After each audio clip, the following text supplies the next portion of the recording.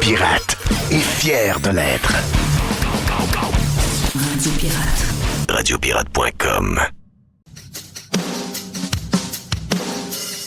OK, lendemain du Super Bowl. Et quel match bizarre. Quel match bizarre. Qui s'attendait à ça? Est-ce que les odds étaient pour les Chiefs? Je pense que oui. Hein? Ben oui. Les odds étaient pour les Chiefs. Donc, les Chiefs, ils vont manger une sincère. Et c'est la preuve. C'est la preuve qu'est-ce qu'on vous dit depuis quelques semaines, Jerry. Que les lignes, au moment là que ça se passe. Ils se sont fait défoncer hier. Incroyable. Ça n'a pas de bon sens. Et quand ta ligne offensive est dominée de la manière qui a été dominée par la ligne défensive des Eagles, je te dirais que même si on dit que Patrick Mahomes est un des meilleurs de la business, il n'y a rien à faire. Il n'y a rien à faire. Il n'y a rien à faire. Donc, c'est un peu relatif, l'histoire des carrières, puis des running backs, puis tout ce que tu veux. C'est vraiment relié à la performance des gros monsieur qu'on connaît moins. Hein. Les noms des gars, on ne les connaît pas bien. Ils sont bien payés. Il ne faut pas penser que ce sont des esclaves. Ce sont des gens. D'abord, il y a très peu de bons joueurs de ligne, même s'il y a de plus en plus de gars de 6 et 6, 6 et 7, 338, 340, 350, 365 livres. Mais d'avoir la technique, même c'est pas juste d'être gros, c'est d'avoir la technique pour être capable de bloquer sans pogner des pénalités, sans pogner des holdings et des patentes de même. Donc, c'est une job ingrate, c'est une job tough. Mais c'est. Puis en plus, rajoutez à ça que les Chiefs avaient une superbe défensive aussi de leur côté. Et leur défensive a été incapable de rien faire. Elle aussi a été dominée par les 4-5 gros monsieur de la ligne offensive des Eagles. Donc, c'est là que ça s'est passé. Parce que je pense que le MVP du match a été le carrière des Eagles.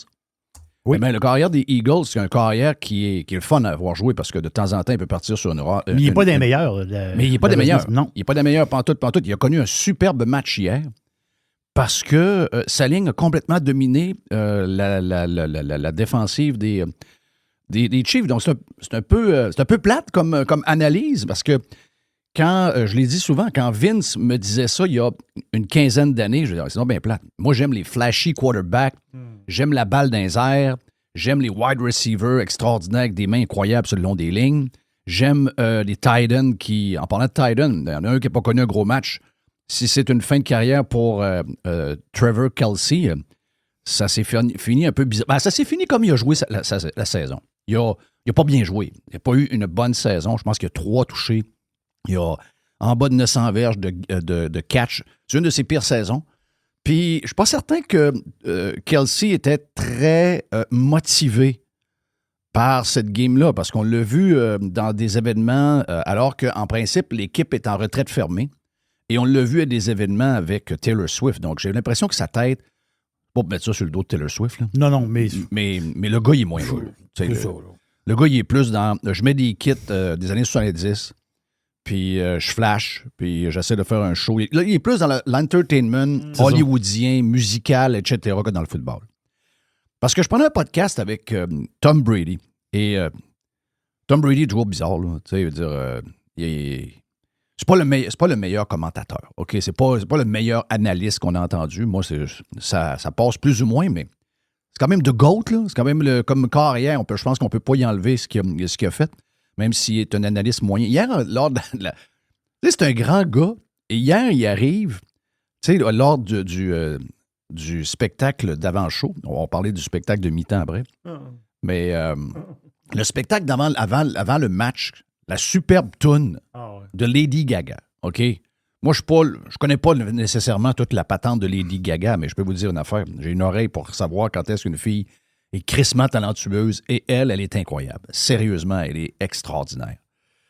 Puis, la manière qu'on l'avait fait dans la rue, le principal du French Quarter, avec tout le monde qui arrivait, le président de la Ligue, l'ancien coach des Saints, qui est maintenant le coach de Denver.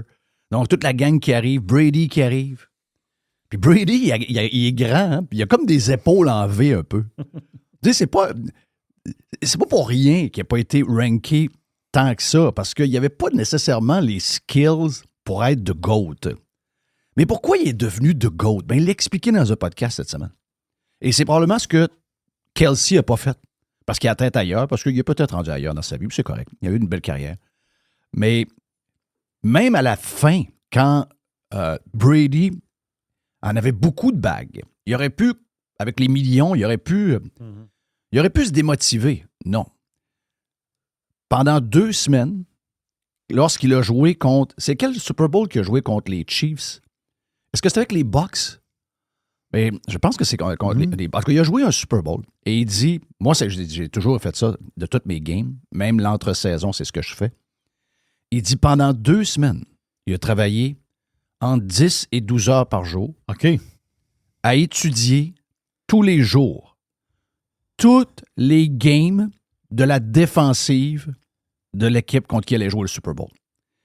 Il savait exactement quelle manière il se positionnait, quel signe il se faisait, quelle petite manie que même les joueurs de l'autre équipe ne savent pas qu'ils ont quand ils sont sur le bord de préparer tel ou tel jeu.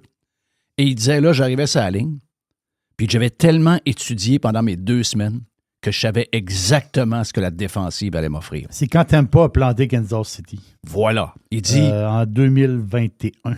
Il dit, je les connaissais de A à Z. Il n'y a pas un move que les gars de la défensive faisaient en se préparant sa ligne, en se regardant. Il dit, je les avais étudiés de long en large et je savais exactement ce qu'il allait m'offrir comme défense. Donc, c'est une crise de job, là. Et c'est pour ça qu'une femme comme Gisèle, Gigi, qui vient d'accoucher de son dernier bébé, avec le gars de yoga, Gisèle m'a donné un poignée nerf. Parce que le gars devait travailler 70 heures par semaine, 52 semaines par année. Il dit, j'étais pas le plus gifted. J'étais pas le plus... J'avais pas les skills pour être the great one. Mais par contre, il y avait l'éthique de travail, il y avait la discipline et il y avait l'intelligence. Et c'est comme ça que Tom Brady est devenu le meilleur joueur. Donc, je ne suis pas certain que tout le monde avait fait ce travail-là. C'est pour ça qu'on a vu la débandade qu'on a vue. Personne n'avait prévu ça. Sauf que je ne suis pas si surpris que ça quand même. Les Eagles sont bien coachés. Oui, le running back est extraordinaire, 2000 verges, mais il n'a même pas été le joueur qui a changé la game hier. Tout le monde s'est concentré sur lui.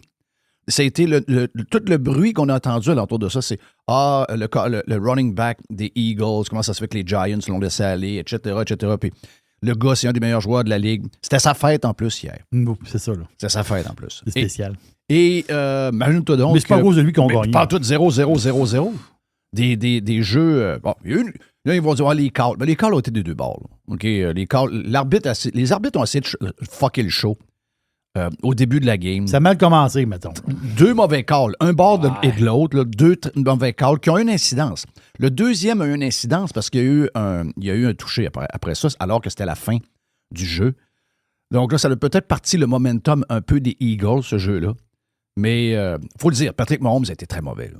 Il était très mauvais, mais il était mauvais parce qu'il a été dominé par la défensive. Mais vous voyez que même si Patrick Mahomes, on le voit comme un genre de God, quand les gars ne livrent pas, puis quand les gars sont pas prêts, puis quand les gars ont pas... Pourtant, ils ont...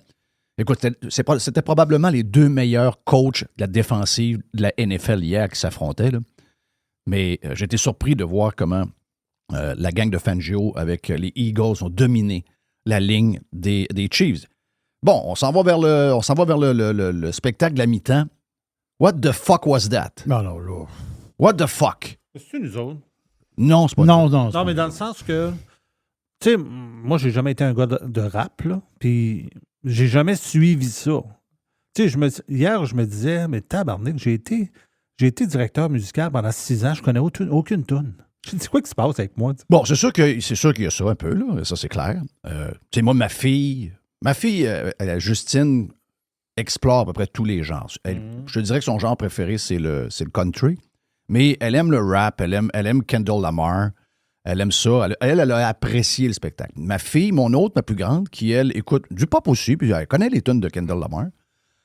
Plus country, probablement encore, tu sais, plus exclusif country que se promener d'un genre à l'autre que ma plus jeune. Puis elle dit, c'est très mauvais. Là. Puis un qui m'a écrit, puis je voulais savoir, c'est Gilles Parent. Ben oui, Gilles, j'ai écrit. Et Gilles m'a écrit, donc j'imagine qu'il était avec son gars, Ouais. qui lui se promènent dans ce style de musique-là un peu. Ton gars qui est dans la trentaine. Même pas, milieu de 20. Ben, il a l'âge de ma fille. Ben, c'est ça. Parce qu'ils ont été à l'école ensemble. Donc, Elliot a l'âge à Alicia, donc il a 22, 23 ans. Il a pas aimé ça? Pas tout. 0, 0, 0, 0. L'histoire de cette patente-là, c'est que c'est pas de la musique. C'est crissement pas de la musique. Tu sais, je veux dire, c'est des gens qui chantent, qui font des... Tu sais, c'est des gens de poètes de la rue qui racontent des patentes, puis mais il n'y a pas de musique là-dedans, là. Puis je veux pas qu'on sorte les Who, je veux pas qu'on sorte Prince, je veux pas qu'on sorte les Foo Fighters. C'est pas ça le but, mais je veux dire, tu sais, si vous voulez être Il faut changer de style aussi un peu. Là. Ben, tu sais, mais si tu veux y aller t'as Kendrick Lamar, t'as Usher l'année passée, t'as Rihanna l'autre année avant, Ah, c'est ça, Snoop Dogg l'autre année avant. Ouais, Ça, Chris, on va donner- C'est la gang à Jay-Z. Arrêtez, Carlis. Venez-en, Si tu veux rester dans le pop un peu, je pense pas que tu peux être... Tu peux pas contourner Post Malone. Prends Post Malone, je vais le faire. Alors, Post Malone. Prends Post Malone, puis go with Post Malone. Puis Post va inviter, il va inviter probablement Blake, il va inviter Morgan Wallen, ou encore Morgan Wallen, Chris Morgan Wallen en plein milieu, là. C'est maintenant Mass Appeal. Mais je sais pas pourquoi ils ont le but. Je sais que la Ligue existe parce que il y a des blacks qui donnent leur corps, OK, se scrapent pour nous entertainer. Ça, j'ai un respect pour ça. Ça, j'ai un respect. Puis je sais qu'en général, c'est des gens des quartiers les plus toughs. Puis si un jour ces quartiers-là n'existent plus, la NFL n'aura plus parce que ce sera toutes des poussies, puis on va jouer du flag football. OK, je comprends. Ça, je comprends ça à 200%. Mais quand même, tu sais, je veux dire, racism, puis toutes ces patentes-là, à un moment donné, on a plein de cul là-dessus. Là. On a plein de cul ici.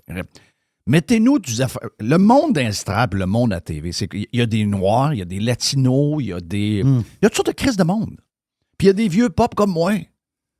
Mais ils avaient plein de moyens de me rejoindre. Mettez Luke Combs, mettez. Je sais pas, moi, remettez quelque chose de plus mass appeal. Sais-tu quoi? Hier, là, Taylor Swift aurait été meilleure. Non, mais elle n'avait rien à savoir. Non, mais je veux dire, tu mets Taylor Swift là, hier. Ah, c'est sûr, c'est un événement. Puis un matin, on ne dit pas la même affaire. Mais non, 0-0-0. On dit, garde, on ne trouve pas Taylor Swift, mais c'était Taylor Swift, tu sais, elle remplit des stades. Puis Exact. Mais tu sais, c'est. Je m'attendais à ça, je vais vous le dire. Je m'attendais. Gilles, il me dit que c'était la pire affaire qu'il avait jamais vue au Super Bowl. non, puis pourtant, ils ont eu des manqués. Là. Dans les dernières années, tu les as dit. Là. Il y en a eu des affaires un peu poches, mais là, c'était le top du top. Là. Tu sais, au moins, l'année passée, il y avait un show. Tu sais, au moins, il y avait... Là, il n'y avait pas de show. Là. Il n'y a pas de show. C'était quoi, visuellement parlant, c'est du monde en bleu, en rouge, pas en blanc. Oui, qui danse un genre de tapis blanc, ouais. La fille du 98.5, un matin, elle a adoré ça. Elle a dit qu'elle l'a écouté 3 fois. Bon, ça, c'est pour aller à contresens. Ça, c'est zéro vrai. Là. Elle dit qu'elle a écouté les tableaux. Elle dit que c'était incroyable. Mais pourquoi est-ce qu'elle écoutait ça, elle? J'ai aucune idée. Ils sont pas supposés d'avoir... Elle n'a même pas écouté ici. Hein? Elle n'a même pas écouté. Tu penses qu'elle l'a pas écouté? Non, mais ils sont pas supposés d'avoir boycotté, eux autres. Elle a écouté la game de football, elle? Elle n'a pas écouté la game de football, pardon. Elle n'a pas écouté la game. Ah, moi, j'ai écouté juste le show. Arrêtez, là. T'écoutes pas le football, t'écoutes le show. C'est n'importe quoi. Non, rien.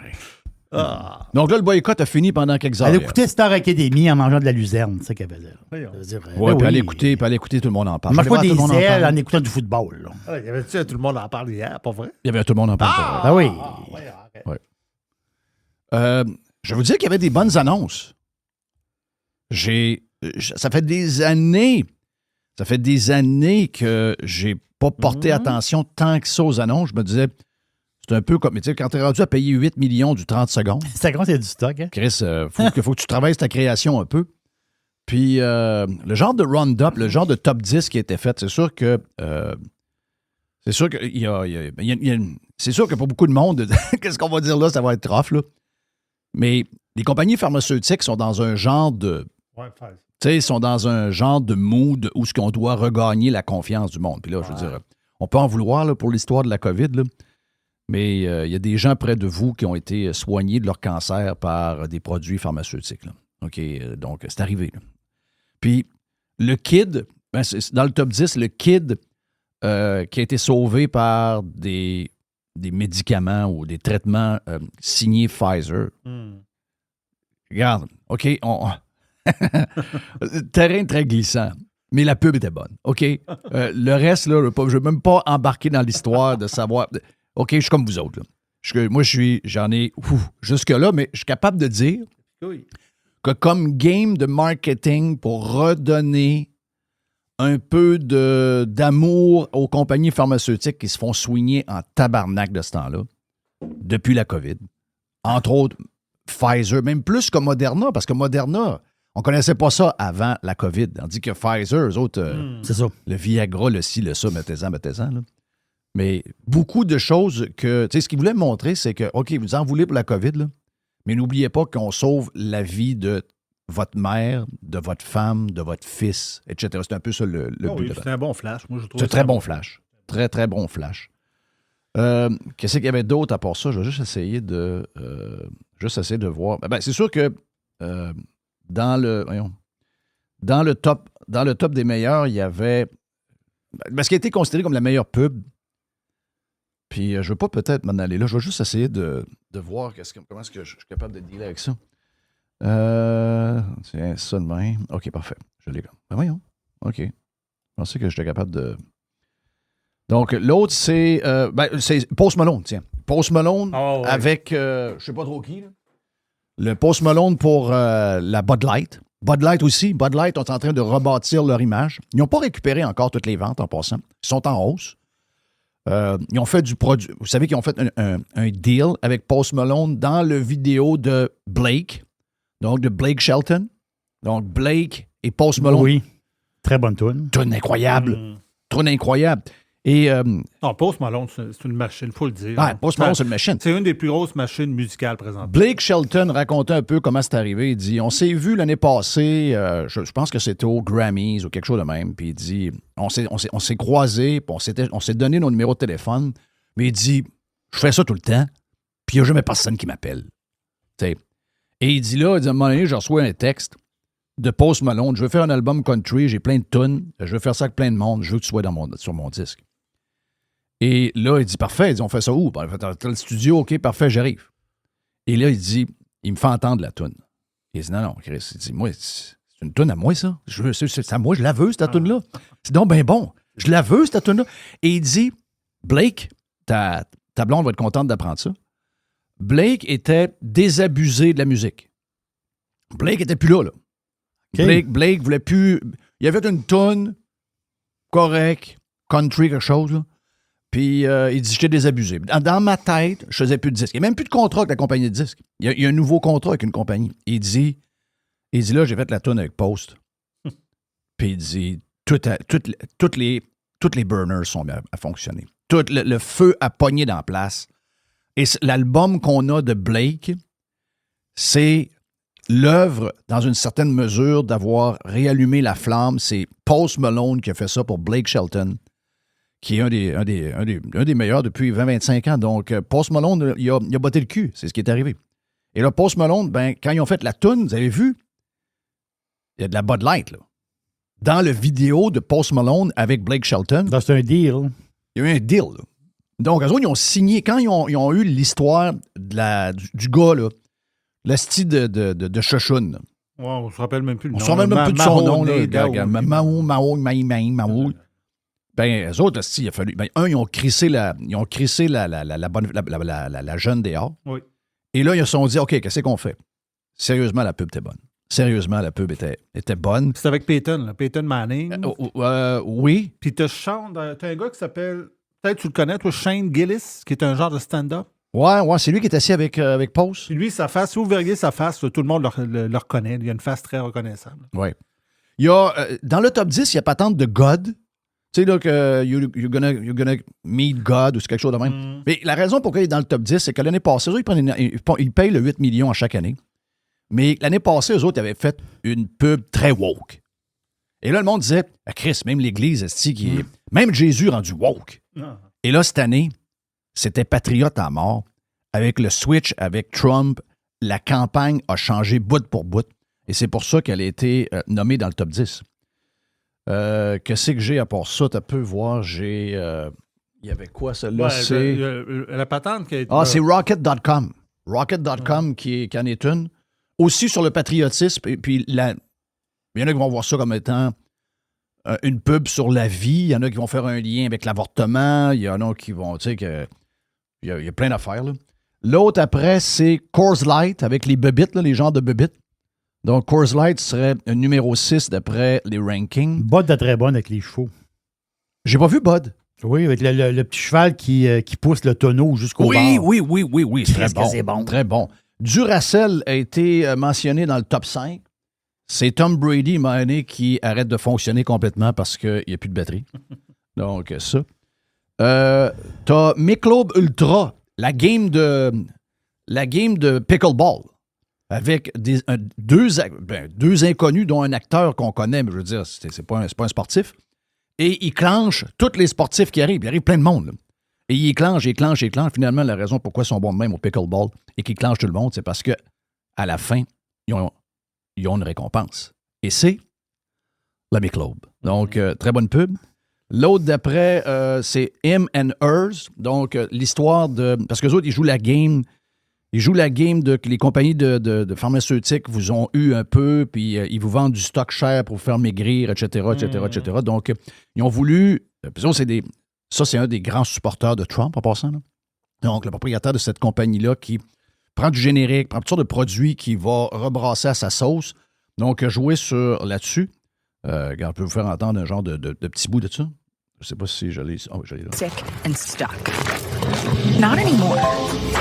Hims & Hers offers life-changing weight loss medications.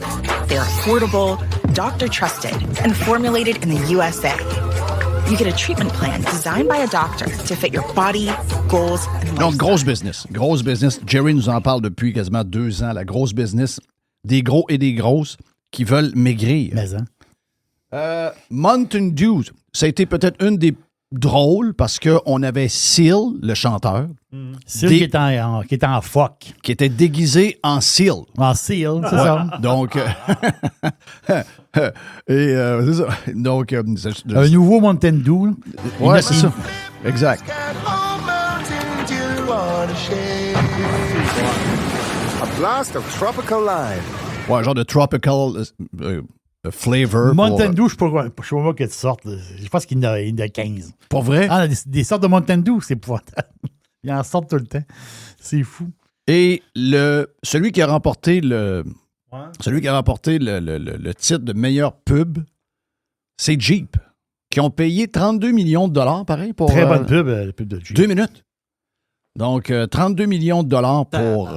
Pense à ça. Et ça finit en disant, même si mon nom, c'est Harrison Ford. Pour avoir... Moi, ça me prend un Jeep. Je veux dire, mais tout le côté... Puis je comprends que c'est Harrison Ford. Sur son ranch. Ouais, c'est un ranch un peu Yellowstone. Je sais pas si c'est le sien ou... en tout cas, ça y ressemble en griffe. Là, ça fait, parce que vous savez qu'il n'est pas dans Yellowstone, mais il est dans la série d'avant, 1923, oui, c'est ça. Qui se passe dans la même maison, puis tout. Donc, il y a un lien, puis tu vois les montagnes et tout. Non, l'annonce était écœurante. Je sais que c'est Harrison Ford, c'est pas un pro-Trump. Là. Mais veut pas, c'est clair que la campagne, tu sais, c'est des acteurs. Là. Donc, les autres sont capables, pour des millions de dollars, ils sont capables de faire quoi. Et c'est une campagne qui est très patriotique. Oui, à un moment donné, ça dit, on a peut-être des divergences, mais l'important, c'est de jaser, etc. Mais, tu sais, je sais pas, je trouvais que dans le contexte... C'est comme un retour, là, hier. Là. Oui, c'est un retour de... C'est un retour de ce qu'on est comme... Ce qu'on devrait être. Tu sais, puis, à un moment donné, il faut se calmer. Là. Je veux dire, quand t'es rendu que t'es dans un match du Super Bowl, puis tu vois Rudy Kaya, le chanteur d'un vieux band qui s'appelait Les Vilains Pingouins, qui était mauvais comme ça se peut pas. Puis l'autre, c'est... Dubé, là, de... Jean-François Dubé. De Noir Silence. Noir Silence, Chris, de mauvais band. Deux groupes extrêmement mauvais. Là. Imagine, eux autres, qu'est-ce qu'ils se disent dans le privé. J'imagine. Donc, eux autres, c'est carrément, y a-tu un sniper dans la place? Ouais. On peut-tu lui tirer une balle? On peut-tu... Ça serait le bon moment. Exact. Parce que Trump a été présenté à la foule. Puis, Trump a été applaudi. Donc... contrairement à Taylor Swift. Contrairement à Taylor Swift, elle a été huée. As-tu vu Taylor Swift, elle dit, un moment donné, elle se vire, puis elle sourit un peu, puis elle dit, Ils ont pu lire sur ses lèvres, là, elle a dit « What is going on? » Ouais. Qu'est-ce qui arrive? Ouais. Ben, dans le cas de Taylor Swift, il y en a qui ont fait un c'est parce que 70% du building avait l'air... Tu sais, notre chum Dennis and the Jet était là. Peut-être pas au match, mais il était en ville et il dit en ville, c'était 70-30. OK, 70% partisans des Eagles. Ah, oui, OK. Puis 30% des Chiefs. Puis on le sentait dans le stade. Quand les Chiefs sont rentrés, il n'y a pas un mot. Quand les Eagles sont rentrés, c'était assez incroyable. Là, ça brossait. Donc, ce qui est le plus drôle, c'est que les partisans des Eagles ont hué. Ils ont hué Taylor Swift parce qu'elle est une Chiefs. C'est la raison. Oui. Donc là, les gens ils ont commencé à dire « Ouais, c'est probablement parce qu'elle est anti-Trump. » Je pense pas. Je pense que c'est juste parce qu'elle est une partisane des Chiefs. C'est les partisans des Eagles qui ont hué Taylor Swift, that's it, that's all. Mais c'est quand même drôle de voir que les mêmes partisans ont applaudi Trump. Parce que, en principe, Philadelphie, c'est en Pennsylvanie, Philadelphie même, c'est probablement l'endroit le plus démocrate qu'il n'y a pas sur Terre. Mais les fans de football, c'est pas ceux qui votent démocrate. Les fans de football, probablement que 7 sur 10, 8 sur 10 sont des républicains. Ça va juste ensemble. C'est comme... les, tu sais, Cole Caulfield est fâché. Ouais, Cole Caulfield est voté pour... Les joueurs de hockey ont tous voté pour Trump. OK, là, arrêtez ça, là. Probablement qu'il y a un joueur sur 100 qui n'a pas voté Trump. Les athlètes, ça vote républicain. Les astis de Momoun, ça vote démocrate. Et les athlètes, et les toughs, si tu veux te rendre en haut, il faut que tu sois tough. Là. Ça vote républicain. Donc, voici Trump qui est montré... Là, l'histoire de... il fait le salut militaire, il n'a jamais servi. Tous les crises de présidents ont fait ça, là. Les sont le chef de l'armée. J'ai des photos de Obama en train de le faire, des photos de Harris en train de le faire, des photos de Biden en train de le faire, des photos de Clinton en train de le faire. Voyons, c'est quoi votre asti de maladie? Calmez-vous une air, là. C'est le chef de l'armée. Il a fait le signe, il n'a pas le droit, il n'a pas jamais servi, c'est un déserteur. Calmez-vous une air. On a 2 bouts du Jeff Liberté pour les Pirates Cheap aujourd'hui. Ben oui, parce qu'on vous aime. On parle de Super Bowl, on parle de l'actualité du week-end. On a un long Jeff Liberté sur la version Prime. Ça dure quasiment 1h45 ou à peu près. Donc, beaucoup de choses à jaser si vous voulez vous joindre à nous autres sur la version Prime. On vient avec la section 2 de Jeff Liberté pour vous autres, là, après la pause. Tu le sais que t'as envie d'écouter. No commercials, no limits. Radio Pirate. Fresh. New. The Revolution. Radiopirate.com. OK, êtes-vous prêts pour la partie numéro 2 qu'on vous offre pour les pirates sur la version de Radio Pirate Live? À venir aussi, on a une boîte avec Jerry. Puis un autre segment avec un invité qui va nous jaser d'un sujet qui est très hot actuellement. Plus de détails à venir sur Radio Pirate Live.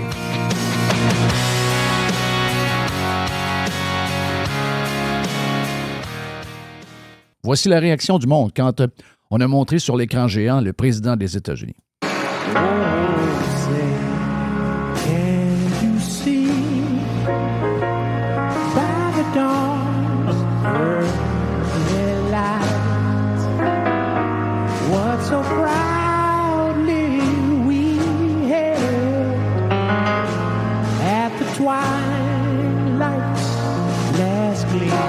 S'en vient.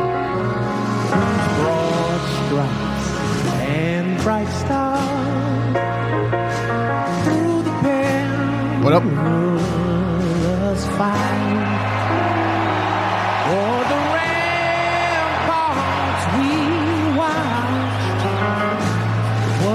Donc, vous pouvez bien dire ce que vous voulez, là. Vous pouvez bien dire ce que vous voulez, mais... le monde l'aime.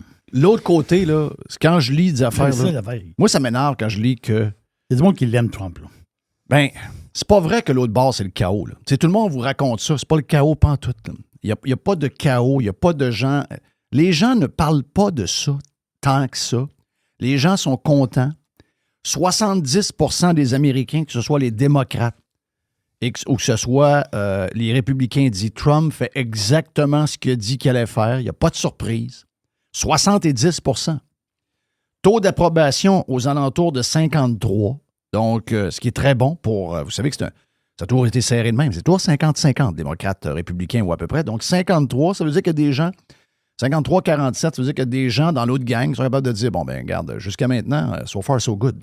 Donc, contrairement à ce que vous lisez ici, ce que vous entendez ici, ce qui se passe l'autre bord, les gens sont contents. Et je vais vous dire une affaire, je pense que même des gens n'osent pas trop le dire dans le clan démocrate, mais sont contents du ménage qui est en train de se faire. Pas juste le ménage des dépenses folles, puis tout ce que tu veux, on sent que c'est le retour des États-Unis. Et le gars, il est en charge pour mettre les États-Unis sur la traque. OK? Et oui, malheureusement, ça se peut qu'on soit victime de son plan. Ça se peut qu'on soit, on le sait, il a annoncé hier, juste avant le match, parce qu'hier, il y a eu une grosse journée, Trump. Là. Oui. Trump, hier, a joué à Mar-a-Lago, pas Mar-a-Lago, mais à côté, là, à Trump. Il y a plusieurs terrains là, dans ce coin-là qui s'appellent Trump National. Il y en a un à Jupiter, il y en a un. Donc, à 15 minutes de là, il y a un autre terrain. Pas loin de Mar-a-Lago, là, pas loin de l'aéroport de West Palm Beach. Trump a joué avec Tiger Woods et Charlie. OK? Donc, il a joué le matin. Parce que je pense que il s'occupe de plein d'affaires. Là. Il veut, entre autres, comme il l'a dit, c'est pas quelque chose de... C'est pas en ce moment au top de ma liste, mais si j'ai le temps, je vais régler l'histoire du golf. C'est quoi l'histoire du golf? C'est que le golf est séparé par 2 ligues et Trump est chum avec le gars de l'Arabie Saoudite qui est en tête du fonds PIF, donc Aramco, tout ce que tu voulais, là, regarde, c'est des milliardaires. Ce gars-là était, rappelez-vous, il était avec au UFC il y a quelques mois quand on les avait arrivés avec plein de monde. Il était là avec lui. Il y avait Musk, il y avait ce gars-là. Puis, il a fait venir cette semaine le boss de la PGA à la Maison-Blanche. Il a fait venir Adam Scott qui représentait les joueurs. Tiger ne pouvait pas à cause que sa mère est décédée. Et Trump l'a appelé pour lui souhaiter ses sympathies, parce que vous savez que la mère à Tiger est très, très importante. Tiger est ce qu'il est aujourd'hui. Tout le monde parle de son père, mais la vraie histoire, quand vous lisez les livres de Tiger Woods, le caractère de tueur que Tiger avait, c'est sa mère. Oh ouais.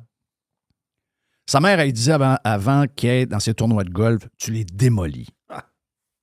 Donc, elle a élevé son fils comme ça. Et j'ai marché avec Mme Woods, au moins sur 4 trous, à un moment donné, avec mes filles. Il y avait l'agent, là, Monique, tu sais, le grand noir, Monique, qui était impliqué dans l'histoire de Woods, quand il est arrivé toute l'histoire de sa femme, là. Mark quelque chose, là, c'est lui qui était tout le temps avec elle, en train de s'en occuper. Mais moi, j'ai entendu ce qu'hier, le gars de CBS disait quand il a rendu hommage. Moi, je l'ai entendu. Là. Elle disait à Mark quelque chose, elle disait « As-tu vu ce que mon fils vient de faire? » J'ai entendu 2 fois sur 2 trous. Puis ça m'a marqué.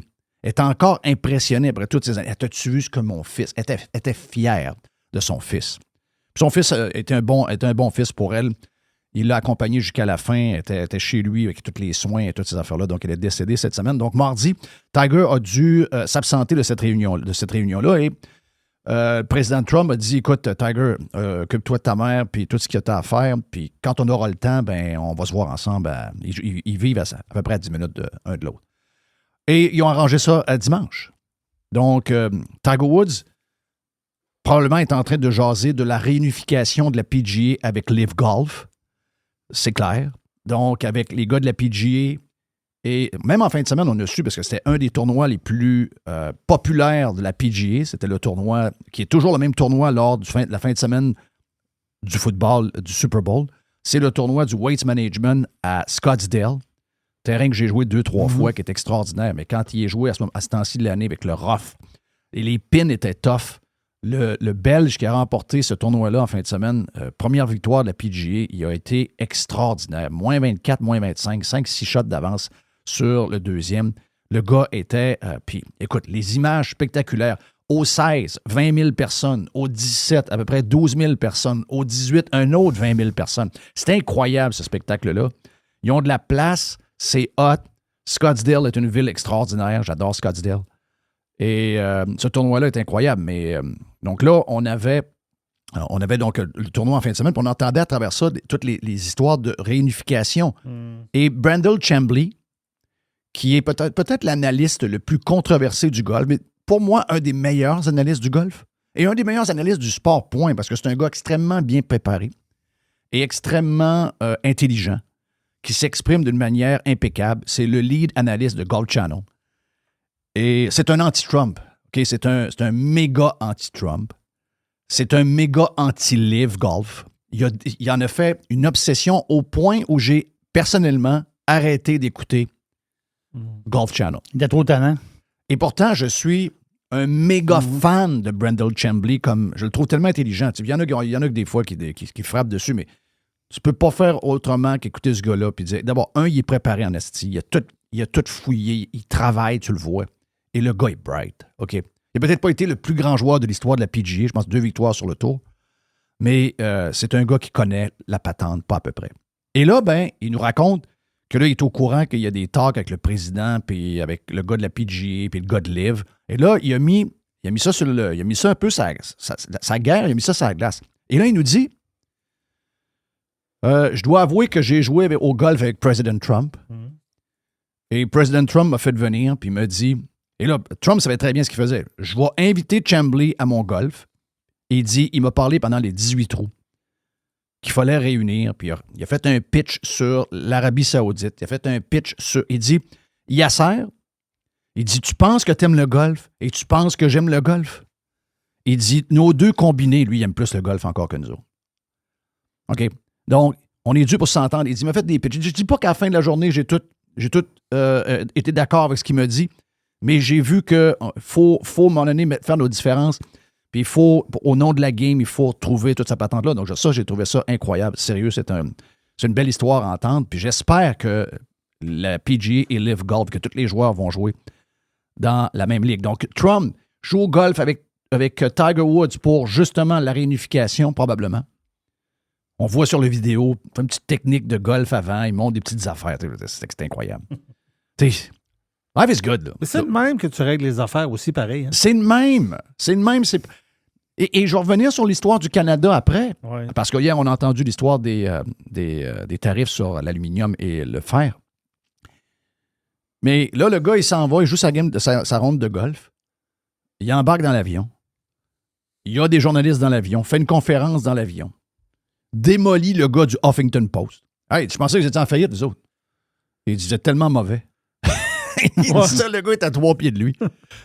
Il passe à côté du Gulf of America. Oui, à côté du Gulf of America. Et regarde, Trump est là, puis là, après ça, il s'en va à la game. Puis là, en même temps, avant la game, il nous annonce qu'il va avoir des nouveaux tarifs. Bon. OK. Donc là, la stratégie de Trump pour que les gens l'aiment. Puis les gens savent que si tu as besoin de gouttières, probablement que ça va coûter 150$ de plus tes gouttières. Avec l'histoire qui a été annoncée hier sur l'aluminium, probablement. Est-ce qu'ils savent qu'ils vont avoir une augmentation de peut-être 200-300$ sur l'achat de chars? Probablement. Est-ce qu'ils aiment ça? Probablement pas. OK?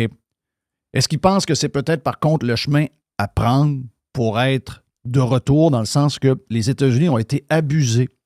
Depuis la fin de la Deuxième Guerre mondiale, les États-Unis d'Amérique ont été abusés par tout le monde. Quand les Américains vous envoient quelque chose, vous les tarifez.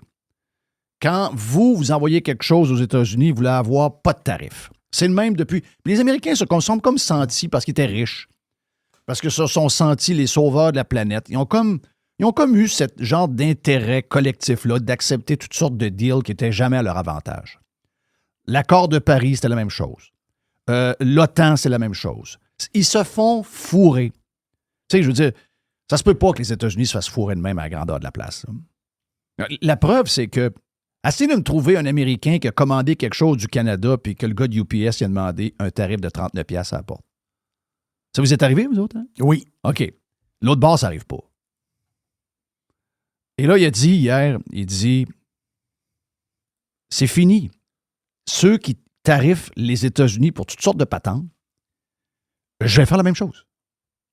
Donc, si vous voulez enlever les tarifs, pas de problème, on va les enlever. Mais vous allez les enlever de votre bord, puis moi, je vais les enlever. Donc là, il est en train de se redonner ce qu'il a besoin pour négocier. Je veux dire, c'est assez facile à comprendre. Là. Heart of the deal. Hein? Heart of the deal, je sais que ta belle Emma Stone a acheté le livre. Oui, la grosse. Arrête, ça devient de la grossophobie, ton affaire. Donc, là, il a annoncé ça hier. Bon, ça va ruer d'un brancard un peu. Mais je reviens sur mon histoire, et c'est drôle parce que c'est là que je vais m'en aller. Je reviens sur mon histoire que Mr. White vient de dire sur comment ça marche, les négociations. Ouais. Vous avez vu, là? Le gars de la PGA, il est allé dans le bureau, il est allé à la Maison-Blanche. Il assère pas tant de choses, du pif. Le gars de l'Arabie Saoudite, il est à Mar-a-Lago à tout bout de champ. Tiger était avec... Tiger, c'est l'histoire. Tiger nuit beaucoup dans la réunification des deux ligues. Là. Tiger, c'est un puriste. Juste de dire vite de même, là, c'est que vous avez une vision à la Rory McIlroy qui est mondiale pour le futur de la PGA. Et vous avez la version traditionnelle de ce que la PGA est depuis 40 ans défendue par Tiger Woods. Donc, c'est deux visions qui sont complètement l'opposé. Et je pense que Trump est plus du côté de Rory là-dessus que Tiger. OK? Je pense qu'on comprend qu'on est rendu à une game beaucoup plus mondialisée que juste une game qui se passe à 80% du temps aux États-Unis. Donc, il y a un changement. C'est juste que Tiger, lui, fait beaucoup de liens avec la PGA et les terrains historiques, puis tous les records, puis toutes ces affaires-là. Puis, ça veut dire que ça veut dire un changement comme ça fait comme diminuer un peu les événements classiques qui ont honoré plusieurs grands joueurs. Donc, pour lui, c'est comme... essayez d'imaginer, demain matin, la Ligue nationale de hockey n'est plus une ligue juste États-Unis et Canada, puis là, maintenant, c'est une ligue mondiale. Il y aurait des affaires qui changeraient, puis ça changerait beaucoup de choses au niveau de comment ça se passerait. Donc, ce serait comme une nouvelle ligue. Je comprends très bien Tiger Woods. C'est ça que je dis. Je comprends très bien qu'on peut être un puriste et essayer de vouloir garder les traditions, toutes ces choses-là. Moi, je comprends très, très bien Tiger Woods là-dessus. Mais il jase. Et en ce moment, on n'a personne qui nous jase. Il n'y a personne qui va jaser pour nous autres avec Trump. Il n'y a personne proche de Trump. On a Mark Carney qui essaie de jouer au tough avec des tweets. On a... Trudeau est en Europe. Là. Trudeau est à Paris. Il est à Paris, là. Il est à Paris. Il est à Paris, là? Oui, il est à Paris. Une affaire sur l'intelligence artificielle. Tu sais qu'il fait, là, lui? Tu sais qu'il fait, là? Il y a une crise. C'est ça que tu me disais qu'il était avec Agagoun qui est mort, là. Non, il est à Paris pour l'espèce de rassemblement pour l'intelligence artificielle. Alors qu'on l'a pogné, alors qu'il devrait s'expliquer parce qu'on l'a pogné. Imaginez-vous comment. Hey, en plus, c'est pas fort, là. Le gars, il est réuni avec des gens d'affaires canadiens. Et là, il y a des journalistes. Puis là, les journalistes lui disent est-ce qu'on peut rester pour la réunion? Il dit non, vous sortez de la gang parce que c'est une réunion privée. Et là, il prend un micro, puis le haut-parleur joue dehors. Les journalistes sont tous là. Les journalistes sont tous là. Donc, ce qu'il leur raconte sur les histoires de que lui, c'est drôle parce que Trudeau et moi, on a peut-être la même pensée là-dessus. Là. Trudeau, il dit arrêtez de penser que c'est une histoire de frontières, puis une histoire de fentanyl, puis d'immigration, puis de ci, puis de ça. Il dit Trump a vraiment l'intention de nous annexer pour vrai. Il veut nos richesses naturelles. Il veut que le Canada devienne pour vrai un État américain. C'est pas une joke. Hein? Alors qu'il avait dit publiquement, comme front, il avait dit aux Canadiens dans une déclaration il y a à peu près 2-3 semaines, non, c'est quand même pas ce qui va arriver. Je pense que le président joke, c'est pas sérieux, etc., etc. Alors que dans une discussion privée, qu'il l'était pas, eh bien, il dit tout à fait le contraire. Il y a plus ce que moi, je vous ai raconté au cours des 2-3 dernières semaines où j'ai passé un peu pour un genre de excentrique. C'est sûr que d'être dans la même gang que Justin Trudeau, c'est pas nécessairement... C'est pas la gloire, là, mais... C'est pas le but à atteindre. Non, c'est pas le but à atteindre. Mais de ce qu'on voit, là, Trump, c'est un dealer. Là, ça va prendre quelqu'un, là. C'est le côté scandaleux de cette histoire-là. Christophe, on a besoin d'avoir quelqu'un qui est là. Je sais pas, j'ai l'impression que Kevin O'Leary est un peu disparu depuis à peu près 2 semaines. Est-ce qu'il y a un lien avec ça? Puis je sais que Kevin O'Leary a été très dur envers les libéraux, c'est plus un conservateur. Mais c'est probablement... Tu sais, on peut bien parler de Gretzky, là, mais je veux dire, Gretzky, c'est un joueur de hockey. L'autre, lui aussi, c'est un dealer. Là. Mr. Wonderful, c'est un dealer pour vrai. Là. C'en est un qui est capable de parler le même langage que Trump, c'est Mr. Wonderful. Et moi, je le dis depuis 2-3 semaines, je donnerais un mandat officiel à Kevin O'Leary d'être le négociateur pour le Canada. Mettez pas le frère à Jean Chrétien, puis Jean Charest, puis toute cette gang de vieux bonhommes-là qui ont été en politique il y a 10-15 ans, alors que le monde a changé complètement. Mettez ça dans les mains de gens qui sont proches de Trump, que Trump trust, qui ont accès à son téléphone, qui peuvent y tweeter, pas tweeter, mais qui peuvent y texter rapidement. Parce que là, ça nous prend une certaine stabilité, là. OK? Ça nous prend... Parce que là, on va péter aux frettes, puis on va être 51e État bien avant qu'on le pense, là. Parce que si ça continue de cette manière-là, tu sais, là, c'est la confiance. Vous voyez comment les gens sont extrêmement nerveux, ils sont anxieux. Ça parle plus de Trump ici que ça parle de Trump chez nous, en Floride. C'est pas normal. On a beaucoup d'anxiété. Il y a des gens qui souhaitent qu'il se fasse tirer publiquement dans Facebook hier soir. Des gens qui n'ont aucune gêne à écrire ça dans Facebook sur un post. J'espère qu'il va se faire tirer avant la fin de la game. Rudy Kaya et le gars de Noir Silence. Donc, et tu lis les posts après, et tous ceux qui les suivent disent « Hey, c'est drôle, dans notre maison, on avait exactement la même réflexion. » Donc, tu vois que ça ne va pas pantoute. Là. Tu vois que ça ne va pas pantoute.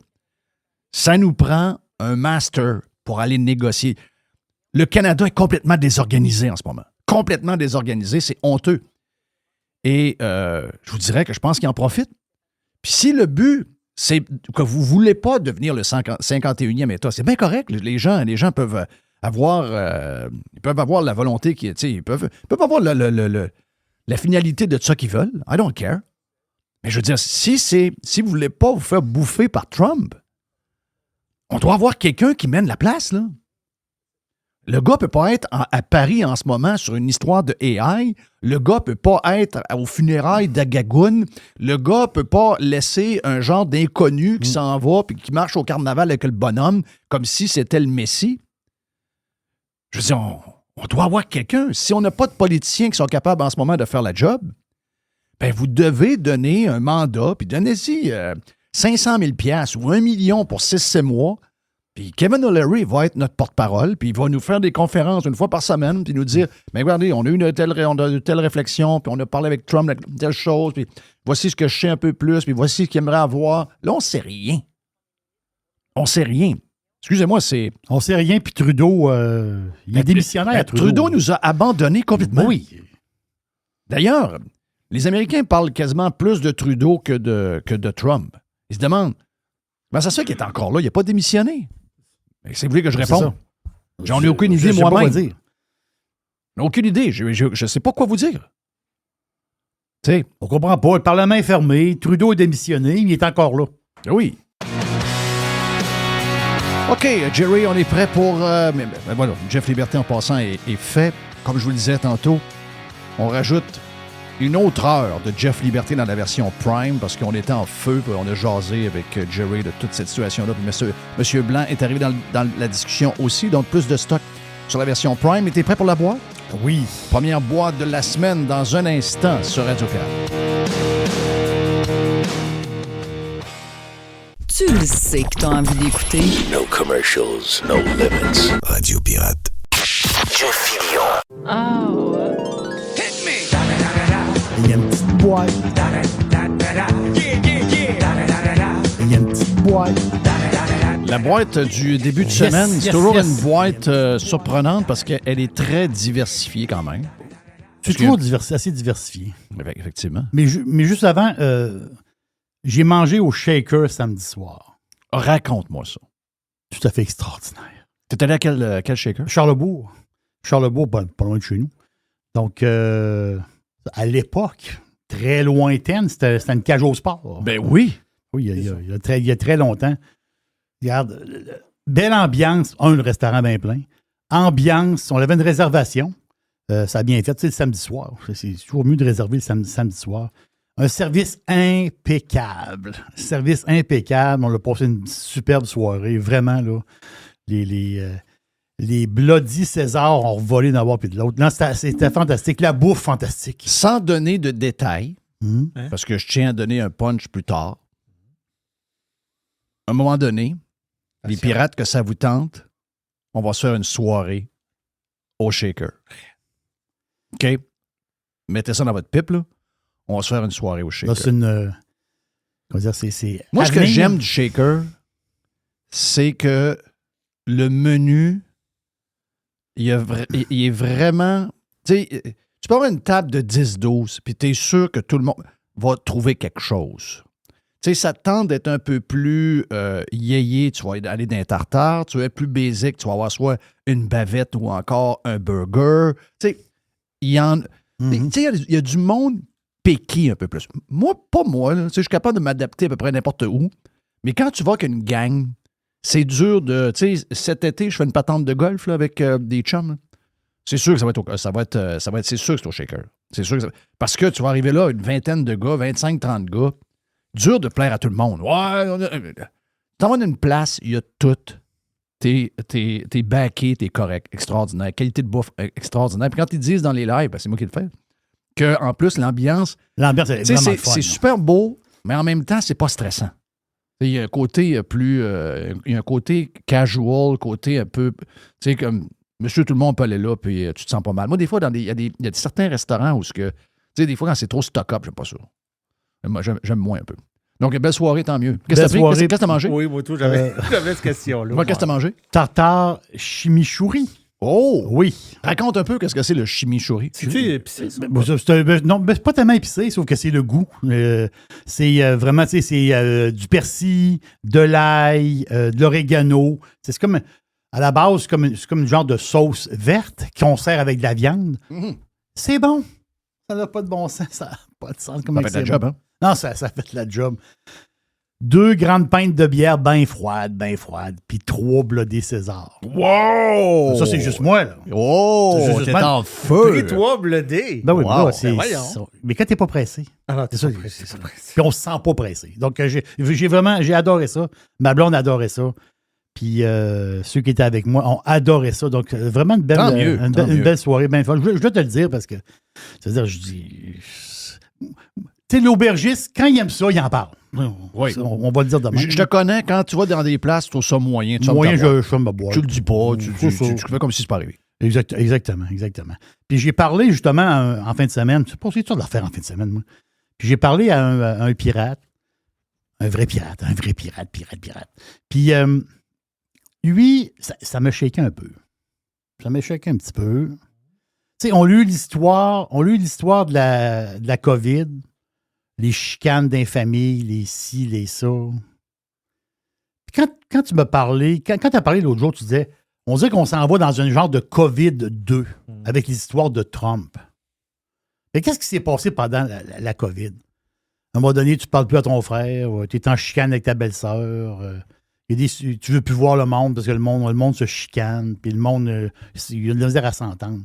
Mais Trump, c'est vraiment diviseur.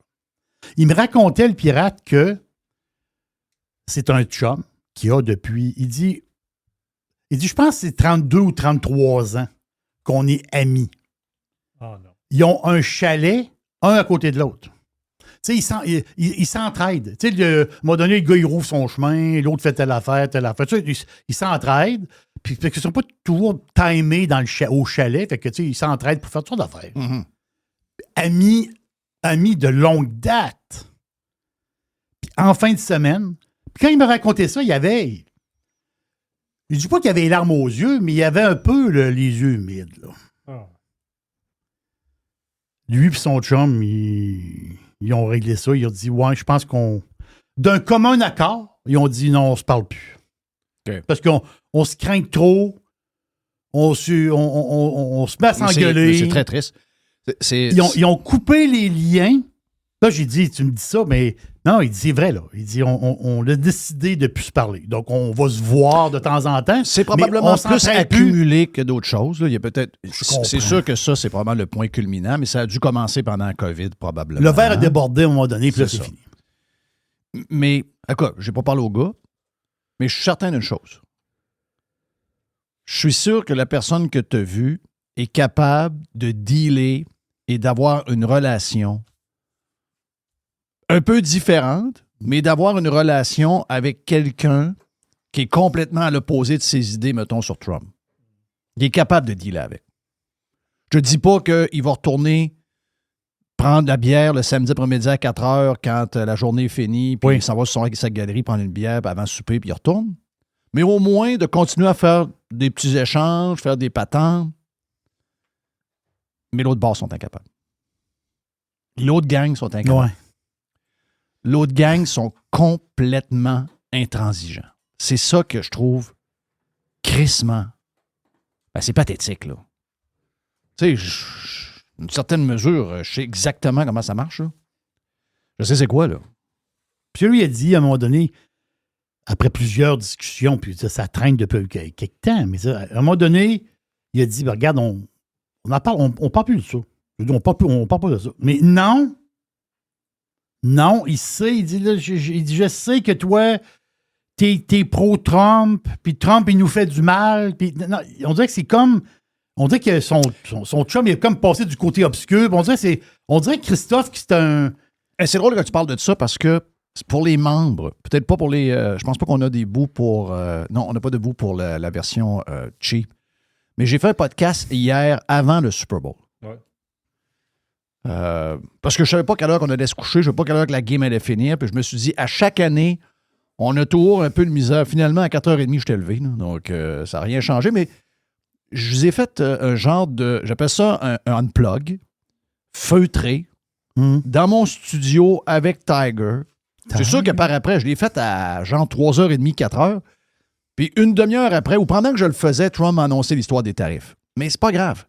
Je voulais parler un peu du mood, je voulais parler de ça. C'est de ça que... Parce que moi, c'est ce que je trouve le plus triste. Oh.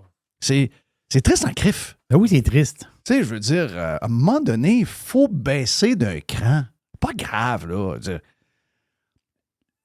La planète entière fonctionne avec une forme de... J'appelle pas ça de la division. Moi, j'appelle ça... t'es dans un clan ou un autre, avec tes idées, avec des gens que t'aimes versus ceux que t'aimes moins, etc. Ça arrive depuis que la Terre existe, ça.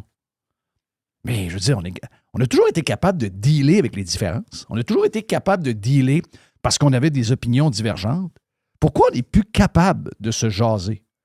Qu'est-ce qui arrive? En tout cas, regarde, il y a un podcast qui a été fait, j'en ai fait 45-50 minutes. Je sais exactement de quoi je jase. Parce que depuis que je suis arrivé, tout le monde m'écrit « Ouais, puis là, telle affaire, puis t'as-tu remarqué? » Sincèrement, je me suis... Tu sais, je m'isole. Ben, je m'isole. Je veux dire, j'ai pas eu de party, là. Tu sais, j'ai pas été voir 50 personnes. Mais j'arrive à l'épicerie. On n'est pas nombreux, là. Ici, tu veux dire, à l'épicerie, ici. Oui, puis la fille, elle parle avec une cliente. Puis il y a Trump qui sort. Puis là, t'as peu, on est dimanche matin, 9h15. Tu sais, je voulais régler ça de bonne heure parce que j'avais une petite affaire à aller chercher. J'avais des bananes à aller chercher. Donc, j'étais au coin de la rue, je suis là, j'étais en face. C'est les bananes du Québec. Non, j'ai même pris des bananes bio, je vais le faire. Parce que les bananes normales étaient pas regardables. Maxi, les légumes, des fois, c'est un peu spécial. Je ne pouvais pas aller au panier extra à une demi-heure pour 1,15 de bananes. Là. Mais, en tout cas, ça pour dire qu'il est 9h15. Ils se connaissent pas, là. Mais la minute qu'ils se parlent, ils échangent, en 15 secondes, ça vient sur Trump. Ça, c'est un syndrome qui... Ça, c'est un déséquilibre, là.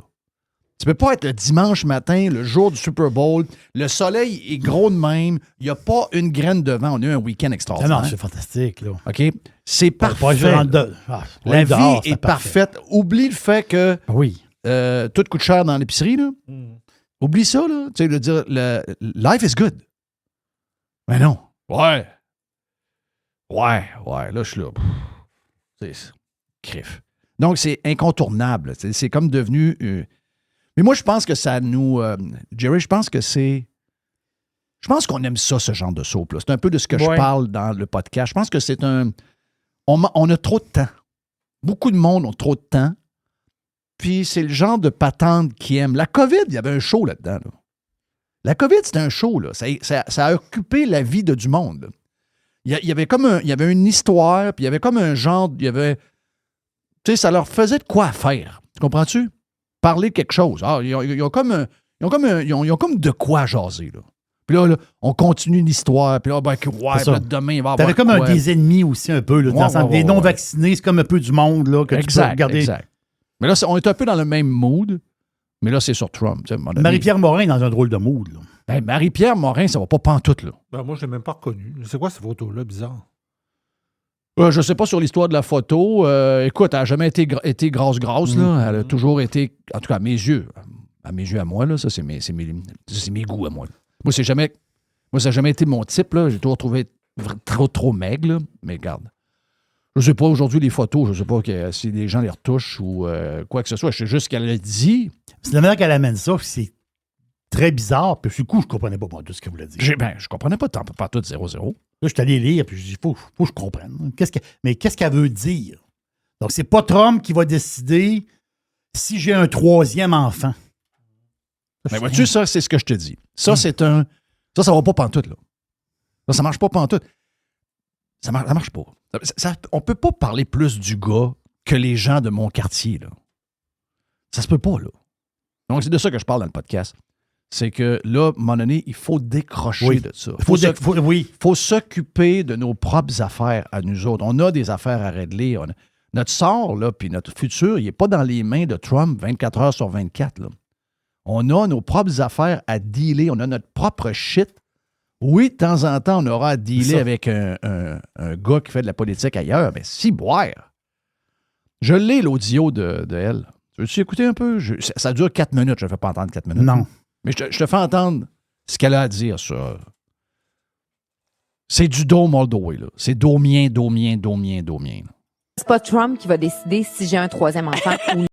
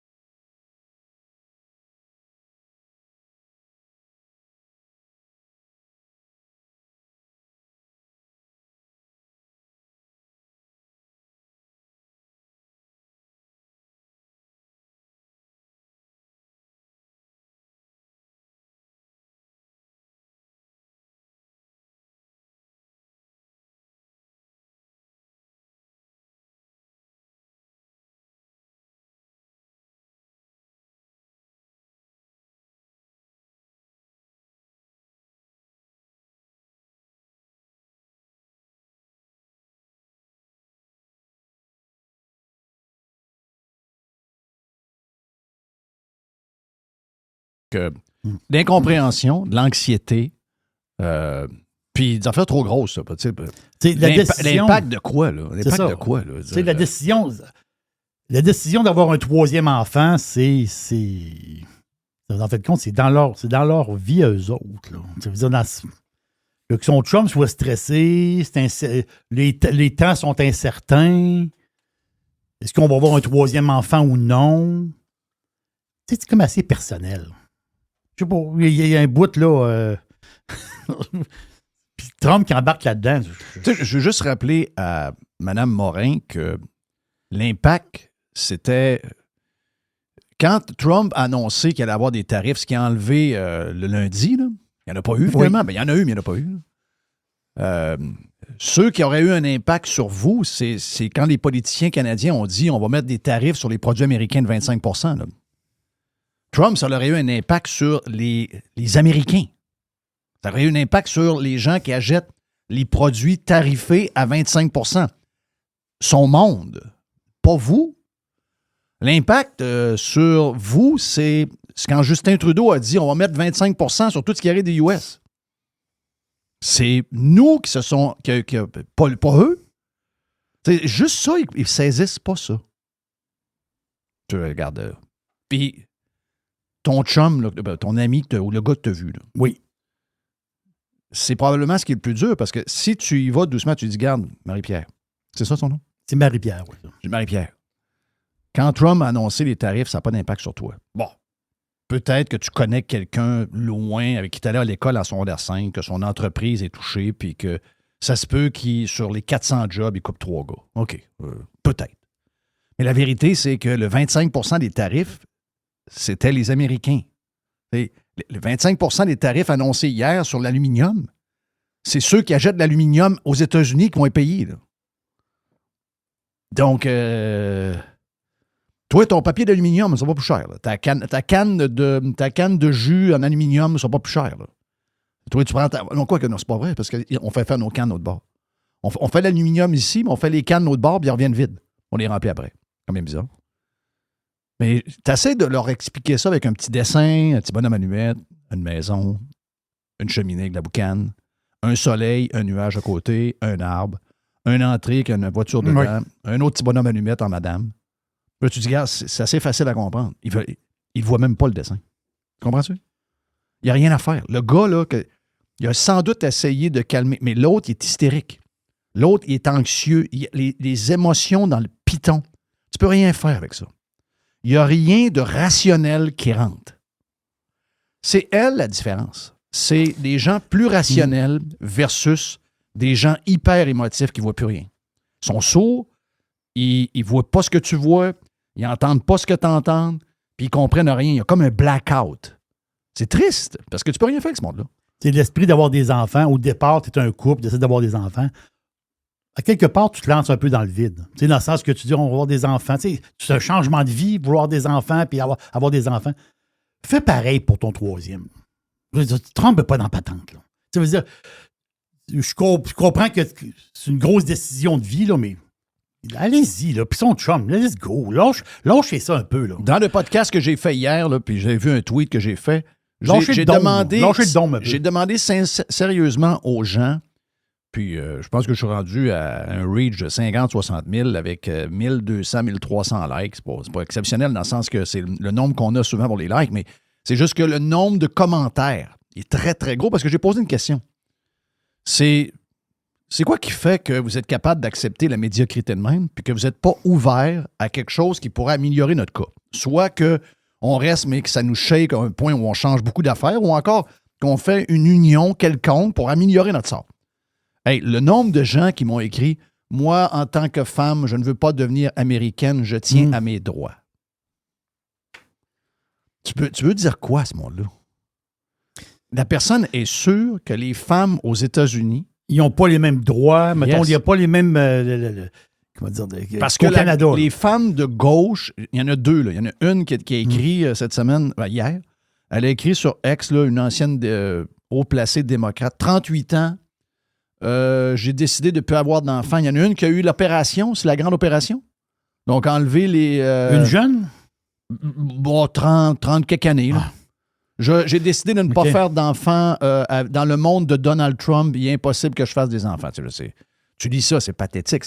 Tu vois que c'est quelqu'un de déséquilibré. C'est quelqu'un qui a besoin de voir un médecin et prendre des pilules, c'est clair. Là. Mais Chris, elle est... Je ne sais pas si c'est vrai, là, mais c'est quelqu'un qui semble connu. Puis les gens ont dit « Oh oui, elle est assez folle pour faire ça. » Tu dis, OK, ça, c'est du déséquilibre pour vrai. Là. Mais il y a des femmes ici qui pensent que les Américaines ont aucun droit. Là. Ce sont juste des femmes pour procréer, puis that's it, that's all. Ils n'ont aucun droit. Donc, moi, je ne veux pas être de ces femmes-là. Je tiens à mon pays juste pour cette raison-là. C'est ça. Wow. Ça, c'est des préjugés ou tu es mal informé. Là. Moi, je pense qu'il y a beaucoup de préjugés, énormément. Hey, si tu vas sur Doge... C'est même pour le dire, Doge. D-O-G-E. Quand est-ce qu'on commence le Doge Québec? Là? Ah non, je rêve du Doge Québec. Mais moi, j'aime beaucoup le dogegov.com. Donc, dogegov.com. Il y a une cloque. Il y a un compteur du Doge. Tu sais, on est habitué au compteur de la dette. Isabelle Maréchal a trouvé ça bien écœurant. Le Doge? Oui. Ces gens-là coupent partout. Là. À date, c'est 36,7 milliards qu'ils ont sauvé. Oui. Si je me fie au compteur, je suis allé voir tantôt. Là. Les autres, ils ont une cible de 2000 milliards. Donc, c'est 2 trillions. C'est ça la cible. Tu sais, tu as un compteur, puis en même temps, tu as comme une charte en dessous. Là.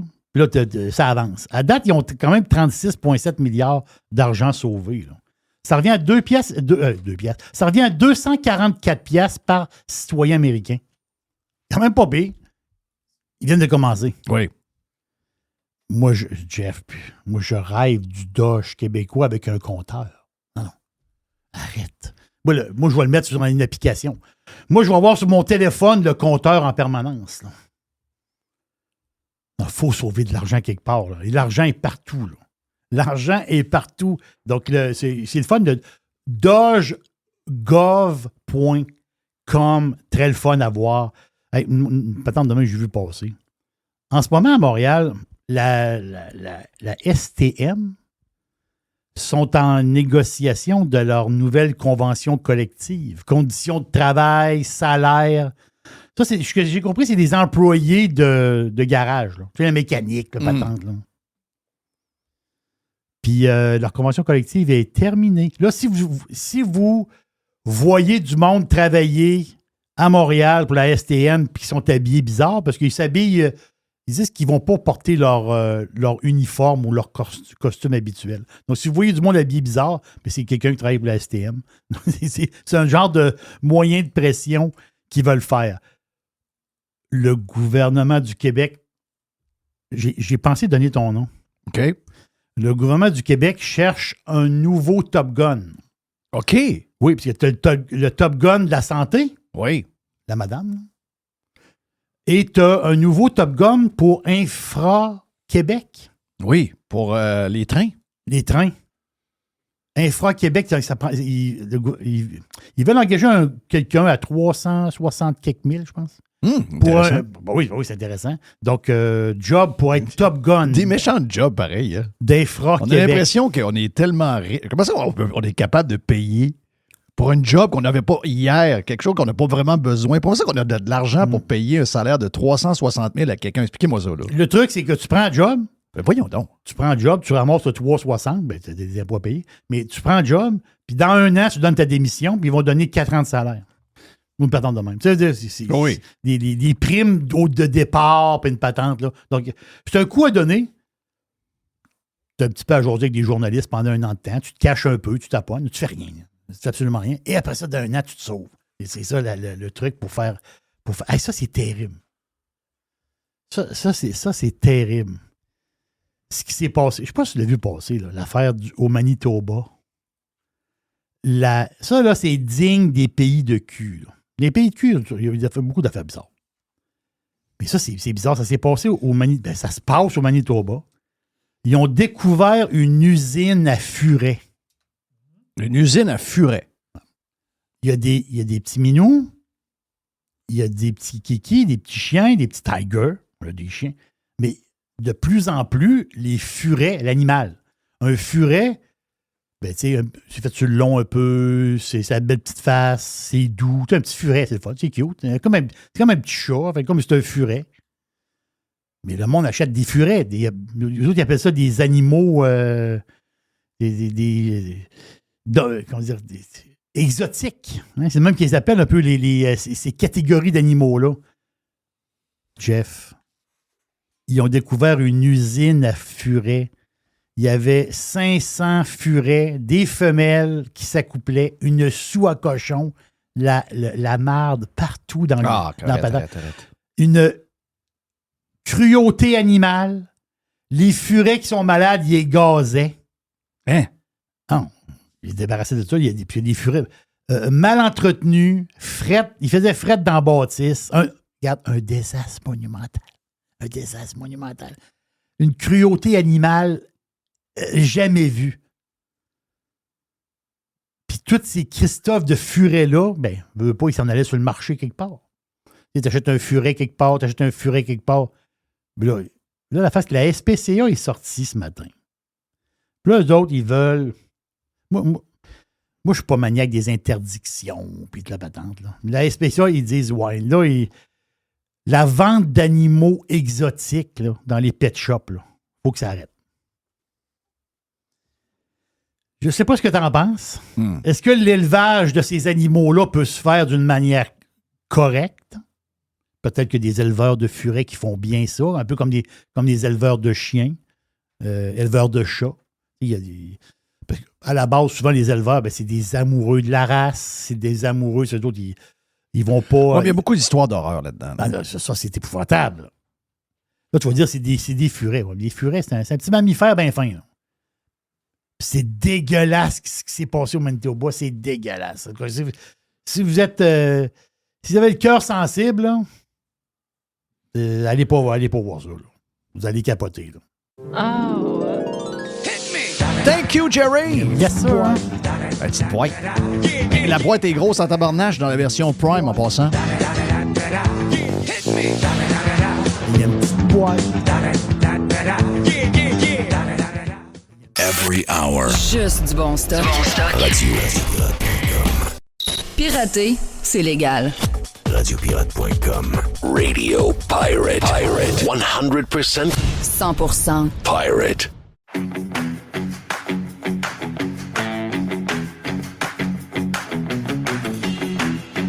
Je vais mettre mes lunettes. Hey, j'ai probablement pris la décision en passant.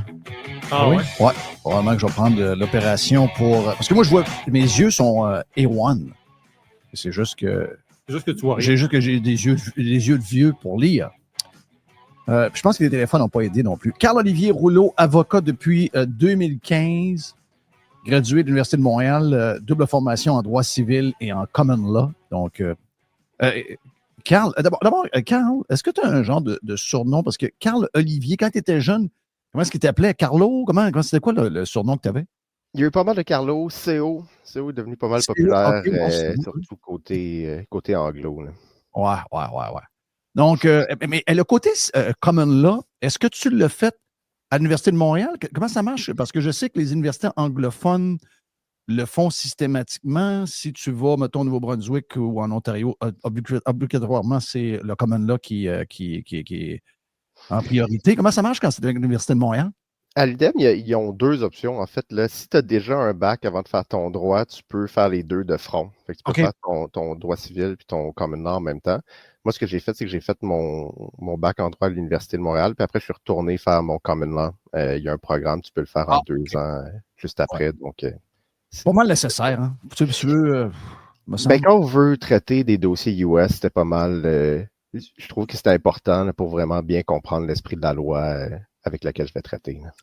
Donc, tu es président de North American Immigration Agency depuis 2002, que tu as fondé avec des collègues. 2022. En 2002, j'avais 10 ans, mais... 2002? Mais regarde, mes lunettes ne sont pas correctes. Je vais me prendre une double opération, c'est 2022. Mais quand on s'est vu, c'est quand qu'on s'est vu, hein? C'est vu en 2023, je pense, au printemps, me semble. OK, je pensais que c'était avant 2022. OK. Donc, j'avais commencé en immigration un petit peu avant 2022, mais Naya, ça a été un projet avec un groupe de chums à moi là, qu'on a vraiment lancé l'entreprise pour faire de l'immigration US spécifiquement. Puis ça, on l'a fait en 2022. Est-ce que tu pensais que ça allait devenir gros de même? Dans le sens que rapidement, tu allais devenir très débordé à ce point-là? C'était supposé être un sideline pour les gars et être mon truc principal à moi. Puis finalement, là, j'en ai déjà un sur 3 qui est rendu temps plein avec moi dans Naya. Ça a comme on a levé pas mal. Puis surtout, je te dirais, on a eu comme le double effet de réouverture post-COVID, les gens qui prenaient des décisions, là, qui ont soit perdu leur entreprise ou ils ont été confrontés à des choix, mettons. Là. Puis on a eu, là, récemment, avec l'élection de Donald Trump, je te dirais que c'est comme le deuxième vent dans nos voiles, parce qu'on a vraiment un mouvement de gens qui essayent de se rendre. Là. Pour les gens, vous avez déjà entendu la publicité, vous allez l'entendre encore, mais North American Immigration Agency, vous comprenez que vous avez besoin de papier pour aller travailler aux États. Vous avez besoin, si vous faites un switch dans votre... la manière de faire les choses, soit votre entreprise, vous avez besoin de conseils parce que vous voulez peut-être avoir une division américaine, vous voulez être là pour travailler aussi. Il y a toutes sortes de scénarios différents, toutes sortes de cas très différents. Tu as des professionnels, oui. Tu as des gens qui veulent se partir, mettons, une franchise de quelque chose. Il y a des entrepreneurs, il y a plusieurs cas. Ouais, exact. C'est quoi, quand mettons, tu fais le tour de tous ceux qui cherchent à avoir vos services. Il doit y avoir une situation, par contre, qui est un peu plus commune à tout le monde. C'est quoi la question qui revient le plus souvent? C'est quoi les interrogations que les gens ont le plus souvent? Il doit y avoir de quoi qui revient, même si tous les cas sont un peu différents.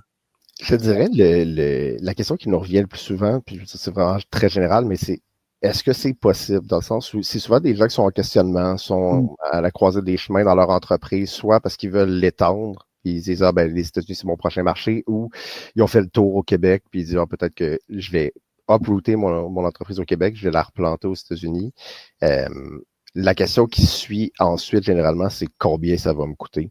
Je dirais, c'est dépendant du visa qu'on va viser, parce qu'il y en a plusieurs des visas pour les entrepreneurs, les entreprises, mais le classique, c'est un visa, c'est un investissement d'à peu près 100 000 US. Ça peut être plus, ça peut être moins, là, selon le type d'entreprise que tu es en train de partir. Si tu essaies de convaincre les autorités d'immigration que tu pars une usine pour 100 000 peut-être qu'ils ne croiront pas, mais si c'est aligné avec ton projet. Fait que je te dirais vraiment sur le combien ça va coûter, combien de temps ça va prendre. C'est vraiment là que les questions se situent. Dépendant de la situation, ça va varier, comme je te dis, mais c'est généralement, là, on parle autour de 100 000 puis autour de 6 mois. Fait que ça donne une idée. Là. C'est beaucoup plus accessible que beaucoup de gens peuvent penser. Quand tu parles de 100 000, tu parles du montant d'argent que tu as besoin pour impressionner, entre guillemets, ou légitimer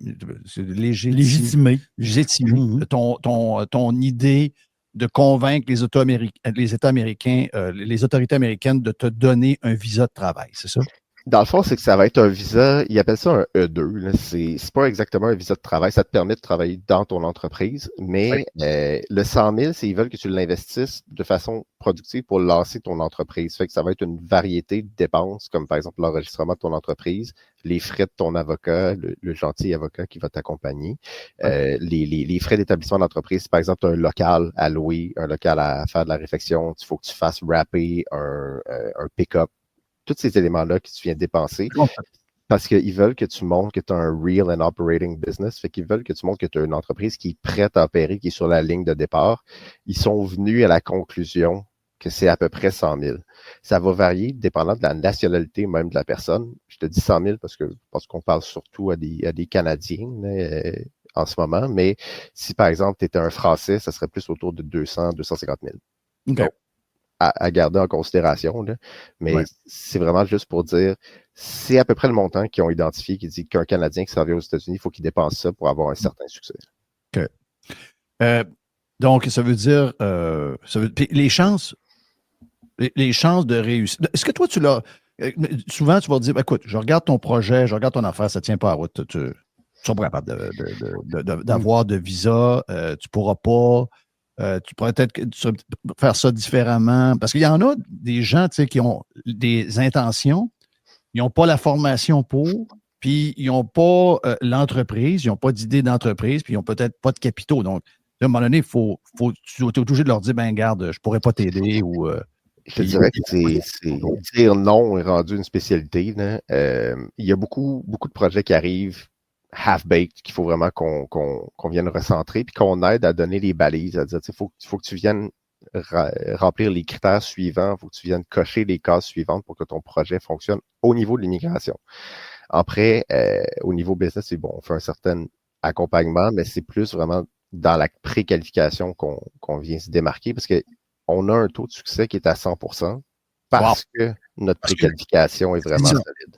On refuse quand même du monde. Puis, on refuse jamais du monde en disant comme non, oublie ça, va-t'en. C'est tout le temps, voici des idées pour retourner à la table à dessin, comment tu pourrais t'orienter, repenser le projet. Puis, en effet, le cas classique de t'as pas vraiment d'option, c'est quelqu'un qui n'a pas de capital, puis que je te dirais n'est pas un professionnel reconnu. C'est-à-dire, si tu n'as pas, mettons, un bac et du succès dans ta carrière ou maîtrise plus, etc., puis tu n'as pas d'emploi aligné aux États-Unis, tu n'as pas d'argent à investir, les chances sont très faibles là, que tu puisses te qualifier pour quoi que ce soit. Même les emplois, un employeur américain qui veut t'engager, il faut qu'il prouve qu'il n'est pas capable d'embaucher. Puis ça ne se passe pas comme au Canada. Au Canada, il y a le même critère qu'un employeur qui va embaucher, par exemple, disons, un Marocain qui vient au Québec. Il faut qu'il montre qu'il ne peut pas embaucher. Par contre, il peut dire qu'à l'entrevue, j'ai reçu 3-4 candidatures, mais à l'entrevue, c'est pas bien passé, fait que je peux pas embaucher au Québec. Au niveau des États-Unis, ils ont changé un petit peu la formule, c'est-à-dire que s'il y a quelqu'un sur papier qui répond aux critères de ton offre d'emploi, peu importe l'entrevue, tu as trouvé quelqu'un, tu peux pas embaucher un étranger. Fait que c'est là qu'il y a beaucoup de procédures d'immigration qui arrêtent au niveau des États-Unis pour les emplois. Fait que tous ceux qui ont vraiment un projet qui est je veux me trouver une job aux États-Unis, on leur dit trouve-la avant d'engager des dépenses d'avocat, parce que ça ne sert à rien. Les chances sont très faibles. Ouais, OK. Et même avec. C'est quoi les je sais qu'on a déjà parlé, mais je ne sais pas si ça a peut-être changé. D'abord, premièrement, est-ce que c'est plus dur avec Trump qu'avec Biden quand vous êtes là-dedans? Est-ce que vous sentez un changement chez les fonctionnaires avec qui vous faites affaire ou c'est pareil? Les fonctionnaires eux-mêmes, il n'y a pas vraiment de changement. Il y en a 11. On a 11 amis au consulat à Toronto qui traitent tous les dossiers. Puis c'est des gens qui sont en permanence. C'est des employés du Department of State. Ça, on ne voit pas beaucoup de changements. L'endroit où on voit vraiment un changement, c'est à la frontière elle-même. Quand, pas nécessairement au traitement des visas, mais quand les gens viennent passer, quand ils ont leur visa ou avant, des gens qui sont en voyage exploratoire, le message que Trump a passé à Custom and Border Protection, CBP, c'est votre manuel, appliquez-le à la lettre. Fait qu'en ce moment, tu as des agents qui, justement, là, ils passent le manuel au complet. Fait que si tu te présentes avec une vanne, quelque chose à la frontière, tu vas te faire fouiller, ils vont démanteler la vanne, tu vas avoir plein de problèmes, disons, plus dans l'application de ton passage. Au niveau des visas eux-mêmes, comme on fait beaucoup des visas d'affaires, je t'avoue que c'est des visas que l'administration Trump aime quand même pas mal. Tu sais, ça amène du capital aux États-Unis. Les gens arrivent avec la job déjà built-in pour eux. Fait que je pense pas que c'est vraiment à ces types de visas-là qu'ils veulent s'attaquer. En 2016, moi, j'étais pas encore dans l'immigration, mais un de mes collègues, Anaya, était celui qui est basé au Colorado là, pour nous. Il était en immigration, puis il l'a vu aussi, ce même switch-là. Ça semble prendre la même tendance, c'est-à-dire un petit peu plus de dureté dans l'application des règles, mais les règles ne changent pas vraiment. OK. Mais, comme tu dis, c'est ce qu'on m'avait dit, Trump, il est très pro. Écoute, il amène des capitaux, ils veulent s'installer. On sait tout de suite, si on franchit ces étapes-là, c'est pas des tout croches. Ouais, go, viens-t'en. Donc, il y a une certaine ouverture, on n'est pas surpris là, avec le genre de gars qu'il est. Il faut mettre les points CI dans un dossier. C'est souvent, il y avait une facilité. Les Canadiens ont comme une conception que c'est facile de se rendre aux États-Unis parce que dans les faits, tu te présentes à la frontière, des fois, ils regardent à peine ton passeport. C'est comme, let's go, monsieur, bonne journée. Ils ont l'impression que c'est ouvert et qu'ils font ce qu'ils veulent. Exactement. Fait que ça arrive souvent du monde que pendant le dossier, il dit, ah ouais, j'ai travaillé un petit peu aux États-Unis au noir avant, puis on est obligé de leur dire, ben, OK, mais tu viens de changer le dossier au complet parce que là, tu as travaillé illégalement. On ne peut pas nécessairement signer les mêmes papiers pour toi et tout. Fait qu'il y a comme ce confort-là qui s'est installé chez les Canadiens. Fait que des fois, dans l'application des règles, ils lisent, mettons... C'est quasiment mieux pas le savoir, ça, quand quelqu'un te dit « j'ai déjà travaillé aux États au noir ». Beaucoup. En fait, ça dépend. Si tu as déclaré des impôts ou quoi que ce soit, il faut que je le sache parce que l'IRS va le trouver. Je présume que tu as eu affaire à l'IRS vu que tu es installé aux États-Unis, toi aussi. Ils ont le bras long, ils trouvent tout. Fait que c'est eux, généralement, qui finissent par te pogner. Puis c'est généralement même pas au moment où est-ce qu'on dépose le dossier. Ça va être 1, 2, 3 ans après que la personne soit installée aux États-Unis. Il reçoit un papier de l'IRS qui dit « Ah, ben, tu avais déclaré des revenus, mettons, en 2012, puis tu n'avais pas de visa. » Fait que voici, puis là, il déballe les conséquences. Fait que, en général, je dirais, quand c'est une petite job-in cash et tout, t'es en effet mieux de pas le dire. Parce que ça vient changer. Moi, la feuille que je peux pas signer, c'est qu'à la fin, il y a vraiment un papier qui dit toutes les informations dans cette application sont vraies. Il faut que la personne coche qu'elle n'a jamais enfreint de loi à l'immigration. Fait que ça devient, c'est là que je peux pas mentir si je le sais. Exact, je comprends. Donc, y a-tu, la question est, est-ce que avec les dernières années, bon, il y a toutes sortes les États-Unis ont des besoins aussi. Là. Ils ont des besoins. Trump le disait récemment, il dit, moi, je veux avoir des brains, je veux avoir des gens qui vont nous enrichir. Je veux avoir... Donc, il a embarqué dans l'histoire que Musk, il y a eu comme une genre de controverse parce qu'il y a beaucoup de gens qui sont anti-immigration all the way. Là. Tandis que les autres, c'est pas que ça qu'ils ont dit. Ils ont dit, on n'est pas anti-immigration. Les États-Unis ont été montés puis enrichis par l'immigration. Les gens qui sont des bons brains, qui peuvent nous aider à être meilleurs, plus gros, plus riches, plus techno, nous autres, on est pour ça. Donc, il y a eu ce débat-là, tu as dû le voir il y a quelques semaines. Ça a duré peut-être une semaine, là, c'est déjà pas mal fini. Mais ça a été clair parce que ça enlevait aussi le discours. Trump, il est anti-immigration. Non, il est anti-immigration illégale. Faites-en pas que s'il y a quelqu'un qui peut venir aider telle entreprise à valoir 10 fois plus cher dans 10 ans, puis le gars, il est quelque part en Iran, il veut. Donc, il est assez d'affaires, assez wise pour ça. Donc, est-ce qu'il y a plus de métiers professionnels, on les connaît, là, ceux qui étaient déjà à la mode, là, les gars d'informatique, les infirmières, certains médecins, etc. Mais y a-tu des choses qui sont moins en demande, moins de chances d'avoir des visas, ou d'autres qui sont arrivés, qui sont nouveaux? Y a-t-il des choses qui ont changé par rapport aux dernières années? Au niveau de la façon que les visas sont faits aux États-Unis, ils appellent ça un pigeonhole system. C'est-à-dire que soit tu remplis les critères, donc tu peux avoir le visa, ou tu remplis, mettons, il te manque un critère, fait que tu peux pas rentrer dans le visa du tout. Au niveau des professionnels, puis des visas d'employés et tout, je te dirais, tout ce qui est en bas d'un baccalauréat est plus difficile. Parce que, généralement, c'est dans l'espèce de démonstration qu'ils ne sont pas capables de recruter, là, qui vient, que le bas blesse. Tout le monde qui a un baccalauréat en montant, en effet, ça vient rejoindre justement un peu comme tu dis, là, le fait que Trump n'est pas anti-immigration, il est pour une immigration qui est fonctionnelle. C'est-à-dire, c'est vraiment, il cible des professionnels, des entrepreneurs, des investisseurs. Au niveau des emplois, je dirais quelqu'un qui est capable de montrer soit qu'il y a eu une reconnaissance dans son pays par la voie de publication dans un journal scientifique, par exemple, si c'est quelqu'un en STEM, ou des prix, des affaires comme ça. Il y a des visas spécifiques pour eux qui leur permettent de skipper complètement la ligne puis d'arriver aux États-Unis sans même avoir un emploi aligné. Fait que quelqu'un qui est capable de démontrer qu'il est exceptionnel dans son pays. Puis je te parle de scientifique, mais on peut parler de sportif aussi, on peut parler d'un administrateur incroyable, mettons, qui est reconnu par ses pairs. C'est vraiment pas spécifique à un domaine. Fait que il y a tous ces types de visas-là qui viennent ouvrir la porte, je te dirais, à une variété de gens qui cherchent à amener de la valeur aux États-Unis. Mais le numéro 1, ça reste tout ce qui est les E2 puis les visas d'investisseurs, parce que c'est vraiment là qu'ils sont capables de gérer un peu le ratio de la personne, elle rentre, elle a un emploi, puis elle est obligée d'en créer. Fait que ça vient comme plus faire rouler l'économie dans leur conception. Habituellement, ils demandent combien d'employés quand tu prends le visa d'investisseur? Ils veulent avoir quoi? À part toi-même, si jamais tu travailles dans ton entreprise ou ton épouse, un employé américain, donc un citoyen américain, est-ce que c'est, y a-t-il un minimum? Est-ce que c'est 1? Est-ce que c'est 5? C'est quoi le... Il n'y a pas de minimum. Dans la loi, ce qui est écrit, c'est qu'il faut que ce soit non marginal. C'est super clair, comme d'habitude, là, mais non marginal, ce que ça veut dire, c'est que c'est une entreprise qui ne sert pas juste à faire vivre son propriétaire et la famille du propriétaire.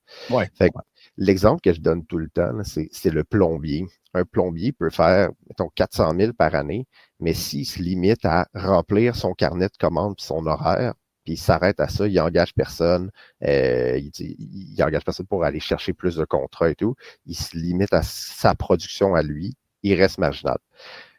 Dans une entreprise qui est capable d'aller avoir, je dirais, 2 employés en montant, généralement, on est capable de montrer que l'entreprise n'est pas marginale si l'employeur, donc l'investisseur, ce sera aussi un salaire qui est cohérent avec un propriétaire d'entreprise. Je dirais peut-être 90 000 US en montant, plus 1 ou 2 employés au terme de 3-4 ans d'existence. Tu n'es pas obligé d'arriver avec ça déjà.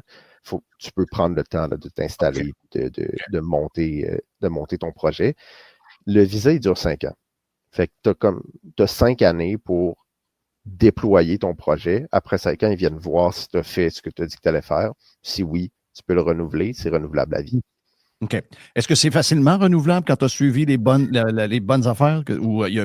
Pendant la COVID, je sais que ça a été compliqué. Là, il y avait beaucoup de demandes. Il est arrivé un paquet de de problèmes de gens à qui moi, que je connais, là, qui ont eu de la misère parce que, justement, la machine était comme complètement jammée. Là. Mais habituellement, ça roule, c'est ce que je comprends. Hein. Les renouvellements, ça roule bien. Tant que ton projet est encore en cours et que tu es encore capable de montrer que tu respectes. Dans le fond, quand tu déposes ton visa, il faut que tu montres un plan d'affaires qui est sur 5 ans. Si tu montres que tu es cohérent ce que tu as fait avec ton plan d'affaires, tu n'es pas obligé de le suivre à la lettre, mais que tu as suivi l'esprit, tu vas être capable de renouveler.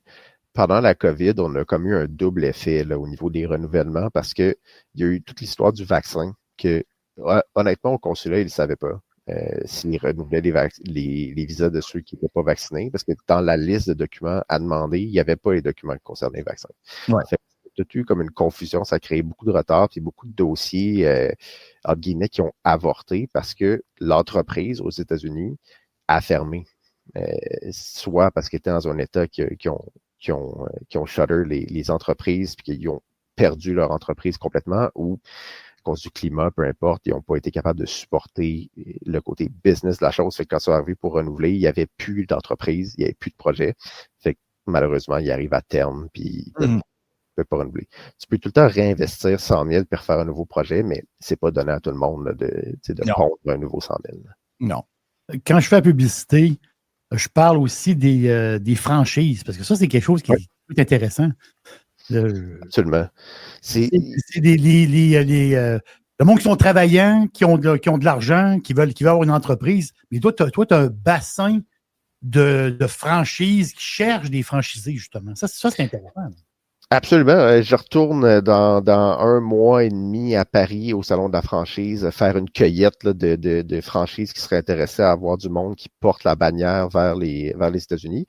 Mais en effet, souvent, on a du monde, je dirais, dans les gens qui arrivent pour un visa investisseur, on a 2 profils généralement. Soit quelqu'un qui est déjà entrepreneur, qui sait ce qu'il veut aller faire, qui a son projet, qui continue ce qu'il fait ici essentiellement. Ça, il part avec ses propres chevaux. On a d'autres, par contre, que soit ils sont issus du monde, ils sont fonctionnaires, par exemple, ou ils travaillent au privé, mais ils ne sont pas propriétaires d'entreprise. On leur recommande souvent la franchise parce que ça vient avec un encadrement, un accompagnement. Tu n'arrives pas complètement dénudé là, dans un nouveau marché. Fait qu'on est allé chercher, on a à peu près 250 là, bannières qui sont ouvertes à faire des E2. C'est-à-dire qu'ils acceptent qu'il y ait la composante du visa dans la transaction. Là. C'est-à-dire que ton achat, ta dépense est conditionnelle à l'obtention de ton visa. Fait que c'est pas toutes les franchises qui vont l'accepter, mais toutes celles avec qui on a pu. As-tu des exemples concrets ou c'est des affaires un peu privées? Comment ça marche? Je peux pas nécessairement te donner d'exemples concrets de bannières. Par contre, marque, moi, c'est ça. À peu près toutes les bannières, mettons, en restauration, sont ouvertes à avoir des étrangers, sauf Chick-fil-A, qui est très, très, très strict. Mais je te dirais, en règle générale, c'est assez ouvert. On a beaucoup de demandes pour des franchises dans tout ce qui est le manuel. Fait qu'on a beaucoup de franchises d'hommes à tout faire, de franchises de ménage. On a même des franchises de nettoyage de scènes de crime. Là. Fait que c'est vraiment très, très, très varié dans ce que les gens peuvent faire. Puis on s'est assuré aussi de vérifier dans disons, l'établissement normal de la franchise, est-ce qu'il répondrait aux critères du E2? Parce qu'on ne veut pas aligner les gens dans un processus qui ne fonctionnerait pas. Fait que tout le monde avec qui on a parlé, c'est des entreprises qui ont un pied à terre. Fait que tu vas avoir un commerce brick and mortar quelconque avec possibilité d'employés. Fait que c'est tout le temps un peu dans cet ordre d'idée-là.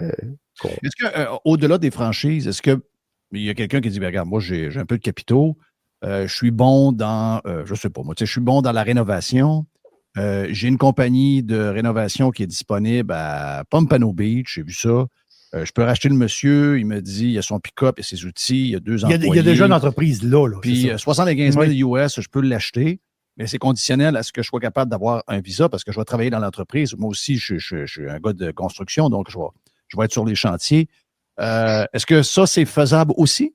Absolument, absolument. Je dirais réponse en 2 parties. Là. Au niveau d'acheter une entreprise, 100%. Même que des fois, on le recommande parce que tu peux montrer un track record de l'entreprise. Tu peux montrer qu'elle est établie, qu'elle a des revenus, etc. Fait que tous les arguments sur la non-marginalité, sur le real and operating business, etc., ça se montre très facilement avec le track record de l'entreprise. L'investissement, il se montre facilement parce que tu fais un chèque au vendeur. Puis au niveau de le rendre conditionnel à l'obtention de ton visa, ça, c'est à la discrétion du vendeur. Fait qu'il y en a qui vont accepter. La façon que ça prend forme habituellement, c'est qu'il va y avoir une clause justement que la transaction est conditionnelle à l'obtention du visa au consulat et l'argent de la transaction va être mis en escrow ou en fidéicommis là, auprès d'un notaire aux États-Unis. Si la transaction, disons, échoue parce que la personne n'obtient pas son visa, habituellement, il y a une pénalité qui va être convenue entre le vendeur et l'acheteur, qui peut être entre 5 à 15% du montant de la vente, dépendant. Mais c'est souvent le format que ça prend. Ça vient donner une sécurité aussi à l'investisseur. Parce que, puis tu mets un peu le doigt dessus, il faut que les gens mettent leurs billes dans le panier avant d'avoir le visa. C'est-à-dire qu'il faut qu'ils dépensent. Il faut qu'ils aillent chercher, mettons, tu ouvres ta propre entreprise, il faut que tu ailles signer un local, il faut que tu ailles faire du matériel promotionnel, il faut que tu ailles faire tes dépenses. Tu ne l'as pas encore, ton visa. C'est possible que tu ne l'obtiennes jamais si tu n'as pas bien fait tes étapes. Fait que ça vient sécuriser du monde quand tu fais justement une transaction qui peut être conditionnelle parce que justement, tu es capable de mettre l'argent chez le notaire. Puis moi, je suis capable de montrer la transaction. Fait que c'est là qu'on est capable d'aligner les deux. Là. Mettons que je parle de mon cas, moi. OK? Parce que j'ai l'impression que plusieurs entreprises, surtout avec la techno, aujourd'hui, c'est très différent d'il y a 25-30 ans pour la majorité des business. Moi, les questions que je regarde en ce moment, c'est surtout d'avoir une division américaine.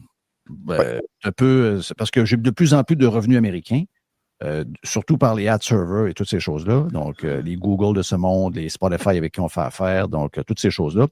Puis, ultimement aussi, peut-être qu'à un moment donné,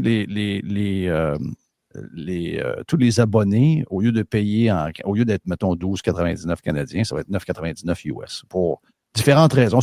C'est un scénario que je regarde depuis plusieurs années avec quelques chums qui sont en droit et toutes ces affaires-là, surtout en affaires, pas comme toi tu l'es au niveau de cette spécialité-là, mais plus en affaires. Mais sérieux, tu sais, dans mon cas à moi, puis je sais que pourquoi je t'en parle, c'est pas pour moi, c'est parce qu'il y a d'autres personnes que je connais qui ont une situation similaire. Pas nécessairement des podcasters, mais un peu dans la même patente. Puis c'est une possibilité pour avoir. Puis tu sais, des fois, ils regardent ça. C'est-tu un LLC? C'est-tu un C? Il y a plein de. Là, tu te fais dire par un, ça, c'est pas ci, c'est pas bon. Toi, est-ce que tu fais ça? Est-ce que tu conseilles justement des gens qui me ressemblent un peu pour savoir comment aligner ça, savoir ce qu'on fait une division américaine? Quel est le but de la division américaine? Est-ce que c'est peut-être même pas nécessairement d'avoir même un visa à travers ça, mais d'avoir au moins une division américaine qui va payer de l'impôt, puis qui va peut-être avoir un salaire US quelque part, etc. Je ne sais pas. Mais est-ce que c'est le genre de choses qui arrivent aussi? Absolument. Je dirais que ça fait partie du core business qu'on fait de consulter avec des entreprises d'ici, de toutes les tailles. Des fois, ça peut être des entreprises justement qui émanent de, comme dans ton cas, un podcast. Tu as vraiment un élément circonscrit, un élément, dans ce cas-ci, artistique, média, etc. Puis il y en a d'autres, c'est vraiment des entreprises comme un gars qui a une usine, puis il veut ouvrir un point là, de dernière transformation du côté des États-Unis pour peut-être moduler un peu les tarifs qui vont s'appliquer à lui. Oui. C'est vraiment là qu'on situe notre spécialité dans ce conseil-là. On fait beaucoup de consultations. Je te dirais, il y a quand même une certaine quantité de clients qu'on voit qu'une seule fois. C'est-à-dire qu'on va faire une consultation, on va regarder toutes les possibilités. On demande aux gens de nous envoyer tous les documents qui peuvent être pertinents. Fait que, mettons, dans ton cas, je demanderais tous les documents qui sont en lien avec ton entreprise. C'est quoi ton plan? Où est-ce que tu veux t'en aller? Mettons, tu m'expliquerais par courriel un peu ce que tu viens de me dire.